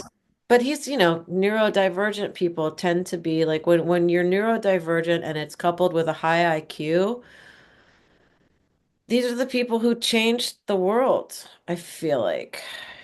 People who see things slightly differently and aren't scared to say it out loud or And have the not only, conversations. one of the things I really admire about Elon Musk is that I mean, he not only is obviously a genius and way ahead of most of us in terms of what we think and what he can invent and does invent, but he also has his foot decently in the uh, managerial world and the economic world. In other words, he knows how to bring these brilliant ideas into actually being put into made Yeah. in Yeah, it's action. like he's got his head in the clouds, his head in the stars and his boots on the ground, like all at the same time. It's a good combination to get stuff It's moving. fantastic. That's what I am so amazed about him. Not only this extraordinary mind and imagination, but that he can, in the very practical, material sense, actually get these things made into being, and be successful at it. I mean, and even earn vast fortunes in doing it. I Right? mean, it Somebody really said is. he might be the first trillionaire. It's possible. Right. Anything's possible. Yeah. Oh, yeah. Yeah. So, I mean, it's just great. I think we're very fortunate to have a mind like that amongst us, a person amongst us like that. Well, yeah, and then maybe this time we won't Nikola Tesla him. Maybe we'll listen to him and allow him to move his stuff forward. I mean, how many times does that have to happen? Come on, guys. I feel so badly about Tesla. Bless his heart. Yeah. Yeah. Bless his heart and his Bless his exceptional. heart. Right. And all that he gave up. Talk about a selfless act of showing up in this place and getting absolutely steamrolled. You know, That's a lot. and his wonderful ideas and inventions stolen by others who could make a lot of money. And not get caught or say, very subtly, ha ha ha, look what I got. You can't have it. I don't know. Yeah. I wish that aspect, like, look, if they're going to tinker with our DNA, can they not breed out the angry survival mode stuff? I mean, if it's like one big giant AKC, you know, when American Kennel Club of humans, just breed out the angry stuff that makes us not fun to be hanging out with, maybe. Well, the beings whom I know of through the hybrids I know, they have created hybrid beings who are really peaceful, benevolent, able to be related to, as opposed to the type of hybrids which David Jacobs has been talking about. But I Maybe mean, these, Jesus meant the meek shall inherit the earth because he was talking about all the hybrids that were going to show up that were just not genetically able to behave in the way we have been towards others or each other. Maybe that's what that meant in the Bible. The meek shall inherit the earth. It'll be the hybrids. Maybe David Jacobs is right, but he's got the idea perverted. right. Yeah, well, I have to give it, I've known David Jacobs. We've had a number of conversations. Oh, I'm sure you have publicly and privately. Yeah, right. And he said on one occasion, he said, "Oh, Barbara, I really wish I could have people coming to me who like the people who come to you and talk about the hybrid situation." Because he said mine are all just incredibly negative about the whole thing.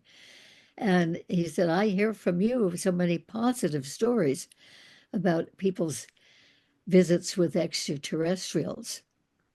And it is true. For whatever reason, you said a bit ago something about, the His things that we, mindset must be attracting it somehow. Like yeah, his own projection onto the situation. Any fear that he's holding in himself is causing him to only get the crazy stories. I shouldn't use the word crazy because that's too much. well, the negative, Right. yeah, Talk about change the vocabulary. People who are experiences positive, been called crazy for such a long time, and here I am jumping on the bandwagon inadvertently. Sorry, guys, yeah. you're not crazy, not at all. Um, wow.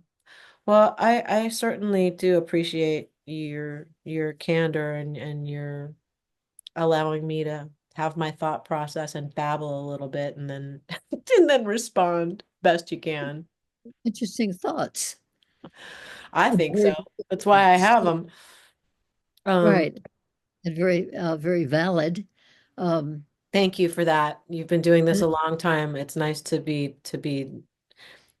thought validated instead of yes, ego validated. There's a absolutely. difference. Especially since your thoughts are not the common everyday thoughts that most people have. God help me. But it makes it And interesting in here, people wonder about how I live by myself. First of all, I'm not by myself. I have all those orbs. Like literally, I couldn't possibly be by myself. I don't think anybody actually is. And if you right. acknowledge them, they're probably nicer than most human beings who are conditioned to be frightened of the unknown and then go hurting each other. I mean, Travis Walton, wasn't he a little combative when he went up? Doesn't he say he was he Yes. got a little Well, combative. No wonder it's like after Travis Walton, we're gonna paralyze these guys because they're coming up here and breaking the spaceship. Like, no. the poor guy, He he was scared. was terrified, Right. absolutely terrified.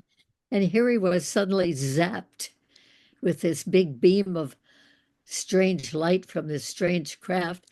And the next thing he knew, well, he passed out. And the next thing he knew, he was on board, not with his buddies driving down the mountain, but he was on board some unusual place. He didn't even know what it was, and all these unusual beings around him. And they were actually, I'm glad he finally realized it after years, they were actually trying to help him and heal him, realizing that they had really blasted him and harmed him, which they had not intended to do. Um, and so they took him on board and kept him for 5 days, trying to really heal him and help him to come back to normal. that gives me And another question, Barbara. Like, okay, these stories about how he got blasted, and I'm going to assume it's some kind of a radiation sickness that he would have been unalived by had he not gotten their help. Like, doesn't that tell you something? The beam by which he was hit was enough to probably kill him. So you figure a million of these ships with a million of those beams being purposely pointed at the Earth, like if they were going to do it, they would have done it a long time ago. right. I feel Yeah, like, I think so too. right? Because if they're Because it was, inadvertently hurting people, then they can on purpose hurt us. So the oh fact that yeah, they're healing somebody that they, oops, sorry, that's got to tell you something, at least about that particular culture, race, civilization, group, collective, whatever word you want to use. right. Well, I think that that's certainly a concern of a lot of our governmental people, who want national security, and some of them even want world security. That they're concerned that maybe these flying ships that we see could have that capacity and might use it. But I think that your point is well taken, that these ships have been coming for millennia, probably. I mean, they're very ancient societies that talk about the flying ships that they've seen. And surely, if they had wanted to take over the world, they would have. They could have probably, and they would have. Right, by And now, I mean, David Jacobs should probably rest a little easy because in his lifetime, he could have seen the War of the Worlds take over or right, but the fact that he hasn't yet has got to be indicative of maybe he's got it wrong, or maybe he can just not be so scared. Have you ever regressed David Jacobs? Maybe he needs to go get a regression from Barbara. no, but I would certainly like to. No, Well, I've never maybe had. we can put it out there. Like, David, Dr. Jacobs, my name is Liane. My friend Barbara says she wants to regress you. What do you think? And he already knows me, so I mean, wouldn't be any problem getting in touch with me. We're across the United States from each other, but that Well, doesn't so have. are we, and look at the fun time we've had just now. Yeah, yeah, sure. You Oh yeah, regressed me from, I was right. Was it? No, I was in the other room. Um, online. Yeah, yeah, but it works. I do a lot of regressions online. I mean, there's Actually, a good more thing. in. AI has been very helpful in helping your pocketbook not be empty. This is good, Well, right? that's good. So we like AI for some things. Oh yeah. Oh yes, it's very good. Excellent. Yeah. Well, Well, yeah, so like I'm putting that out there publicly and maybe we'll make a little clip. Dr. David Jacobs, if you're listening, please contact Barbara Lamb because she would like to regress you. And maybe if you're really nice, she'll give you a discount. What do you think? sure. All right. For There you him, I go. would. I would definitely. That would be Yeah. funny. I would Yeah. actually love to see or hear the results of that. I mean, you've regressed so many people. Secret space program. People say that's fake too. I don't think so. I've What do you regressed a say? couple of people. I've regressed a couple of people who say they were involved with the secret space program. And with one person, uh, a man, Michael he Jaco?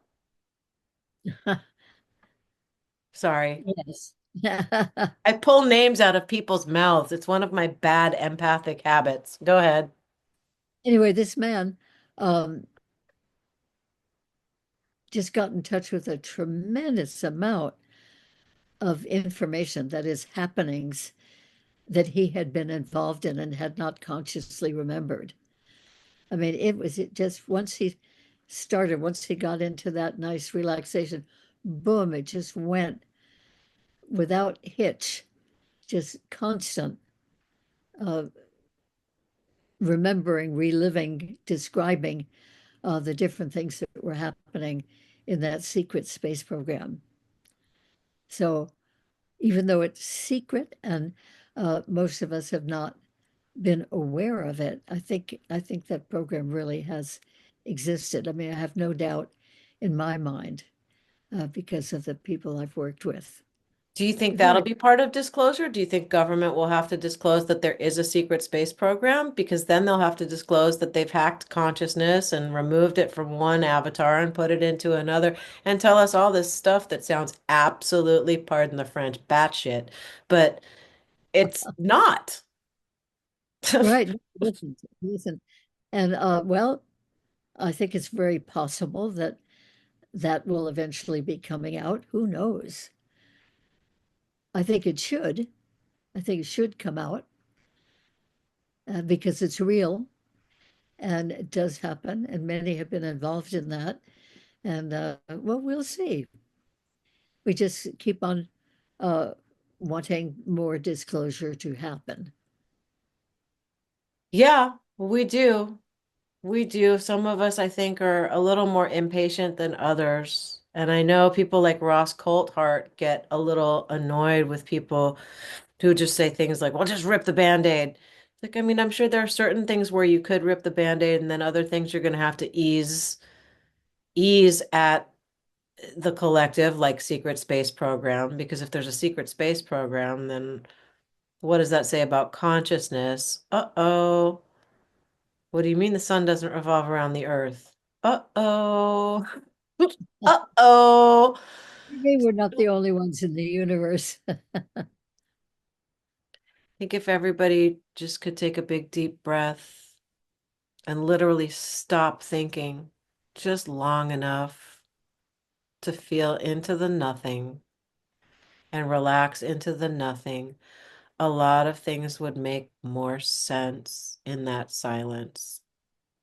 People could just give themselves permission to get silent, just even 10 minutes a day.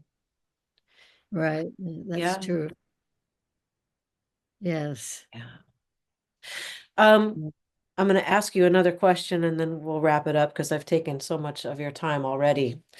I know um, the things that you've heard in your thousands of sessions. I mean, I'm sure desensitized maybe not a good word. And I know that having seen enough therapists myself, that you guys have to sort of keep your composure and not, there's a certain way you handle patients that is just how you have to do it. But have there ever been times where you've had a patient who was telling you something so, I don't want to say outrageous because you've got a very open mind, but something so upsetting that you had a hard time with it, that like has stayed with you, that you haven't been able to shake off? And I'm not looking to trigger you going into some nasty place. I'm just curious because you're a beautiful, I mean, clearly, like if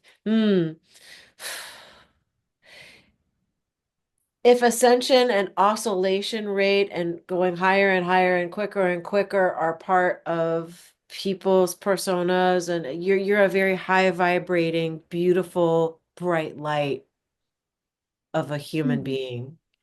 So Mhm. I'm not looking to disturb that with this question. I just want you to really understand that. And I'm not looking for train wreck TV so that people can go, oh, yeah, yeah, did you get upset? Like, I'm not looking for that. I'm just, has anything ever really rocked you to the point where it's, Well, I think at the very, very beginning, back in 1991, with the first person I worked with, not knowing how it would all turn out. I just knowing at the beginning that she, this young woman I was regressing, she was absolutely traumatized, terrified I mean, she was having a really, really tough time because frequently there would be one of these or a group of these unusual beings in her room. She didn't know anything about the phenomenon at that point. And so she just thought, I'm the only one in the world this is happening to. What is it? I can't take it. And so she came in and we did, over a period of time, we did 6 regressions to each one to a different experience, different beings. But at the very, very beginning, this was my first person I worked with for this reason. And she was on a medical table, different things being examined, and, samples taken from her, and these strange beings standing all around. That was not only upsetting to her, but it was upsetting to me to know about that was happening to her and had probably happened to other people as well. And so that was a bit of a hurdle for me to get through. But when I kept seeing her for more sessions and kept realizing that in some of those sessions she was getting healed, physically healed, one time by a very intense ear infection, and another time by, healed in her back. She'd had significant back pain for quite a while.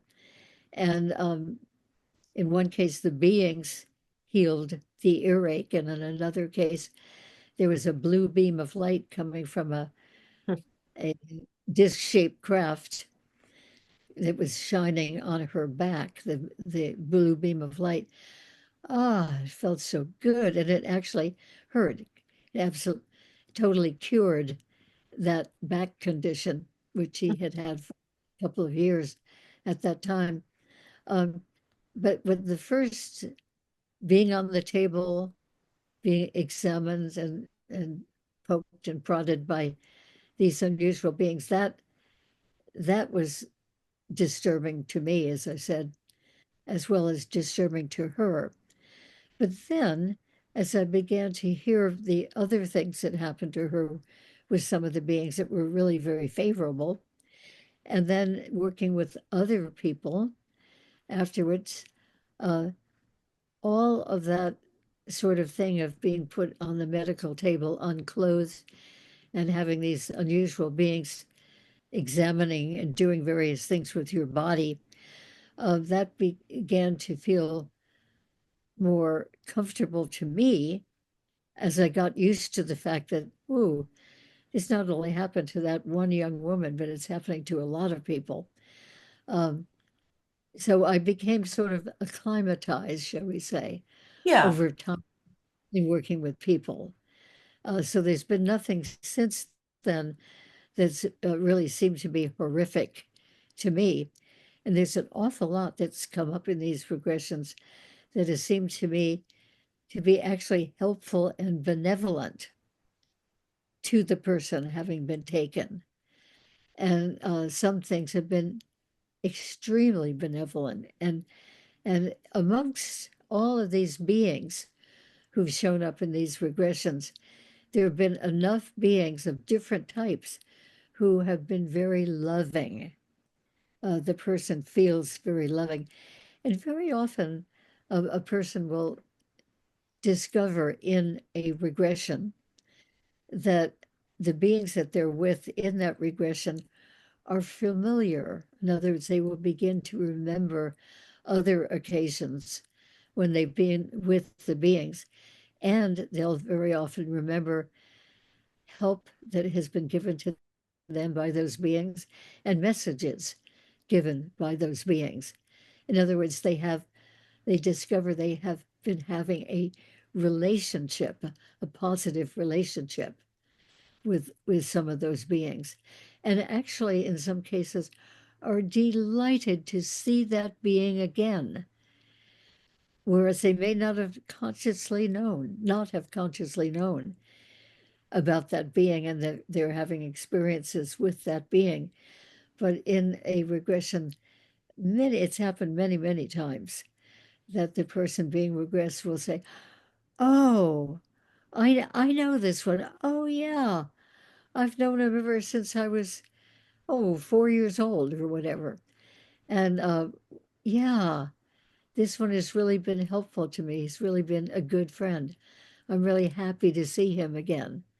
Now, they never would have known that consciously before the regression, but these are genuine reactions that they have.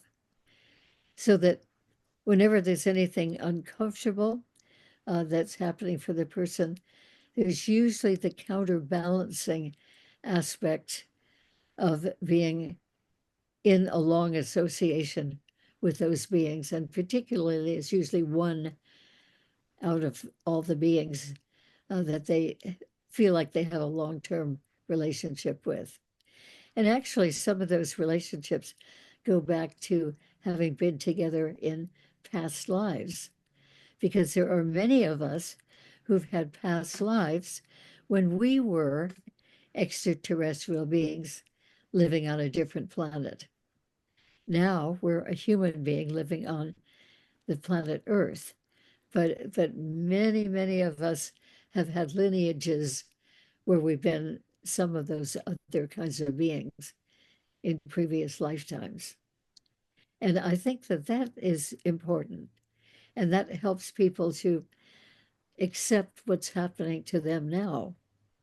In fact, there have been a few cases where we have done a regression to a past life where the person was one of them, one of the extraterrestrial types, and even working on an abducted human being. So that's been very interesting to see that from that point of view It's of almost like being everybody in the galactic class gets a turn being everything once or more. What it maybe so. sounds like. Yeah. Are there any particular regressions that triggered any memories of your own experiences? I've had 4 experiences that I know about, but I wouldn't say they were triggered by By any hearing other. somebody else's. Um, when's the most recent visit you've had that you remember? That because even if you don't remember, you may still be getting visited and just not remembering for whatever reason. Very possible. But the last one that I remember was in 2008. So that's quite a while It's ago been a minute. now.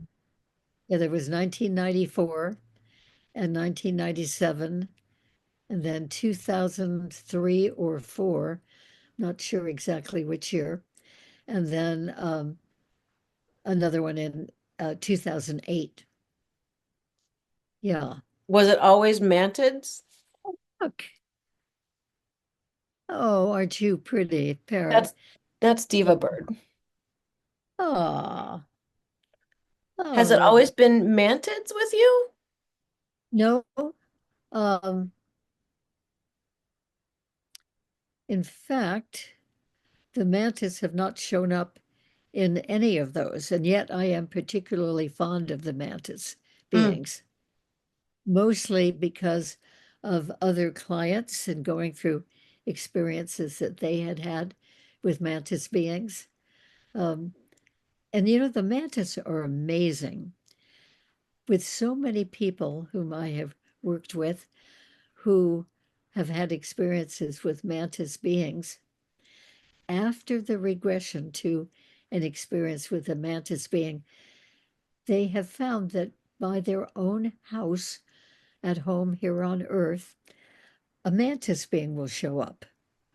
Sometimes, like it'll show up on the windowsill right outside the kitchen table. Very frequently, it will show up sitting on the front doorknob, on the outside of the doorknob, or sitting on the door of the car that the person's going to be getting into, or just coming over and sitting on the person's shoulder. And that has happened so many times Would with it people who, surprise you if I told you that when I first got here to New York in 2019, right before I started having my more regular, I'll call them plugged in sessions of just being more plugged in than not and noticing, Mhm. that a little, I guess, a mantis came in my mom's window and it was October. It was late in the season and I kept it. I kept it and I fed it like little stuff and then I let it go again. And then after that, a friend suggested maybe I get people that breed and sell mantis. So I kept some around here for a little while just because I thought, my mom's not going to be here forever. And maybe just to get used to the idea of shedding your vessel and moving on to the next iteration, it would be good for me to have like little mantids and watch them shed their skin and just get comfortable with the idea that mom's going to shed hers here sometime soon. Because I Yeah. thought conceptually it might help me a little bit. Huh. Um, And do you think it did? I think it did. I think it just to have the parallel and watch it and just get accustomed to watching something shed its skin. I don't know how else to explain it, because Hmm. clearly the human body is a wrapper in which our energy body exists, or perhaps our physical bodies exist in our energy body. Maybe we got that backwards too. Right, but anyway, it seems like it happens a lot, as far as I know, that when a person has experiences on a ship with mantis beings, that sure enough Start showing happens, up. that the earth praying mantis being will make a point of being right where the person will see it. It seems like there's a little a connection between the mantis beings out there in space on the spaceships and the insects here. So The that word when, entanglement is just hopping into my head so loud right now. yeah, yeah, yeah, that's a good one. A Yeah. good, oh, even hearing about the mantis being, the first time I noticed about this, it was, several years ago now, but I had been visiting a couple of women friends who lived together, and we'd been talking about extraterrestrials and particularly about the mantis beings. And I said something about being very fond of the mantis beings from people's experiences I had worked with. And then the next morning, they were sitting at their kitchen breakfast table right by the corner where there were two windows coming together. And one of them looked over and said, "Look, there's a praying mantis right on the windowsill, right outside the window, right next to you." And I thought, well, is that? And they had not known that they had any praying mantises in their garden. They had a beautiful garden and had done a lot of personal gardening work in it, but had never come across a praying mantis. But there was this one looking right in at them. And then I began to hear about other people. It's been a number of people I've heard about now who have mantis beings that they realize in their regression. And then almost immediately, usually the next day, they find a mantis being right there where they will see it, looking right at them. So I I, don't think I that's a think coincidence, do you? no, I think they're connected with the mantis beings out in space, and that maybe they're sent by them or roused from the garden where they've been without anybody realizing it. Uh, but it's just happened too many times to think it's just totally coincidence. Yeah, it There's got to probably be, isn't. But the experiences you said you've had four? right. I know the one is in Dolores's book, but the other three aren't, are they? Yeah, the first one was when I was already a crop circle researcher, That's And 25 years. We haven't even talked about that. We'll have to do that some other time because this is yeah, that's not time for not now. now. I had one of my clients had been channeling a being an extraterrestrial being. And that was happening in some of the sessions we had. We had many, many, many, many sessions for about 11 or 12 years. And in 1994, in January, that being had said to me in the channeling that was happening in my office, um, if you want to, Barbara, you can be taken for the making of a crop circle. He knew that I was going over every summer for researching the crop circles and experiencing as many as I could possibly get into. And so it took me 6 months to get up the courage to want to do that. And at that last channeling before I went to England that summer for crop circles, I told him that I decided that I would like to be taken for the making of a crop circle. So he said, okay, you have to ask for it. And ask not just once, but keep on asking for quite a while. And which I did while driving to the Los Angeles airport to go to England that summer. And then I went to England and did all kinds of other things, and about 3 weeks worth of visiting crop circles. And suddenly, on the last night before the last day of looking for crop circles, um, I suddenly thought, oh, I don't think anything like that has happened. Huh. So I asked again to be taken for the making of a crop circle. And right after that, just seconds later, as I was putting my head down on the pillow in bed, I noticed that there were three short beings with big heads coming toward me in bed from the direction of the window. There was a little night light outside the window. So they were silhouettes. And then I was just out of consciousness for the rest of the night and woke up with the alarm, several hours later in the morning. And then I was with a group of people, a conference group, and we all got on a big double-decker bus and drove. After about 45 minutes, we went by a field where I could see that there was a depression in the crop of wheat that was there. And I thought, oh, wow, maybe that's a crop circle. Because if you're looking at sort of a distance, you can't really see exactly that it is a crop circle. You can't see what the shape is. Anyway, when our bus that we were on stopped, I jumped out and ran to my friend who was in a car following this big bus and told her, I think there's a crop circle back there in that field. So she said, well, hop in, we'll go and find it. And two other ladies heard this and they wanted to come too. So we were the first ones to get into a brand new crop circle. And it turns out, according to a regression I did a couple of weeks later after I was back home again, and one of my past life therapy colleagues had her regress me. And that was definitely the crop circle that I had been taken for the making of, and all the details of my being taken for the making of it came out in that regression. That is so So cool. Love that. that was very cool, absolutely wonderful. So that's always been my favorite crop circle. Yeah. There a book that has come out recently, maybe with a co-writer named Sheila Seppi that we'd like to discuss? Yes, yes. Sheila and I wrote a wonderful book called Cosmic Convergence: Journeys of Walk-ins, Starseeds, and Hybrids.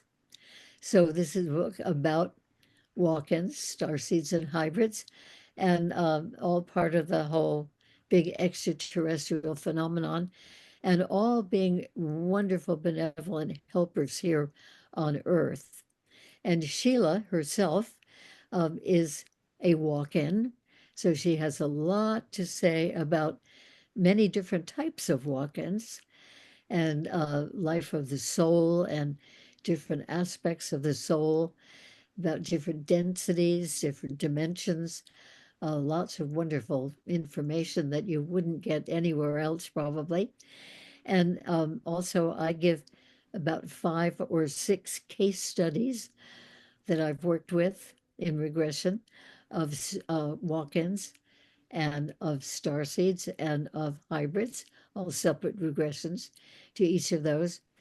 So that kind of brings it more down to earth about what people are like when they are one of those types of beings and what their life is like and what the work is that they're doing, the benevolent work. So anyway, we think it's a very interesting book that with information that you would never probably find anywhere else. So Cosmic Convergence. It's on Amazon. It's on Barnes and Noble. It's on my website for those who would like a signed copy with a little message. Some people like that. And my website is barbaralamregression.com. barbaralamregression.com. And there's a place to scroll down through that website page where you can order actually all 5 of my books, and that one in particular that we're mentioning. And you just pay through PayPal, and I get the message and send you the book. Very nice, easy way to do it. So, Well, let's with finish. that, thank you so much. Time to wrap this up, Diva Bird. Past your bedtime, and I'm sure Barbara has other things to do. All right. Thanks for joining me on Riding the Frequency, Barbara. Maybe if this wasn't too painful for you, we can talk again and keep it to specifically crop circle talk. Oh, okay. All right. Be So- well. Thank you so much. And we'll so see you next time on Riding the Frequency. Bye, guys. great. Thank you. Thank you all. Thank you, little parrot. Barbara Lamb. What a beautiful human being. Seriously, doing a service to humanity with her regression work. All right. You guys keep riding the frequency. And remember, you're the awareness. Are you ready? Are you ready? Are you ready?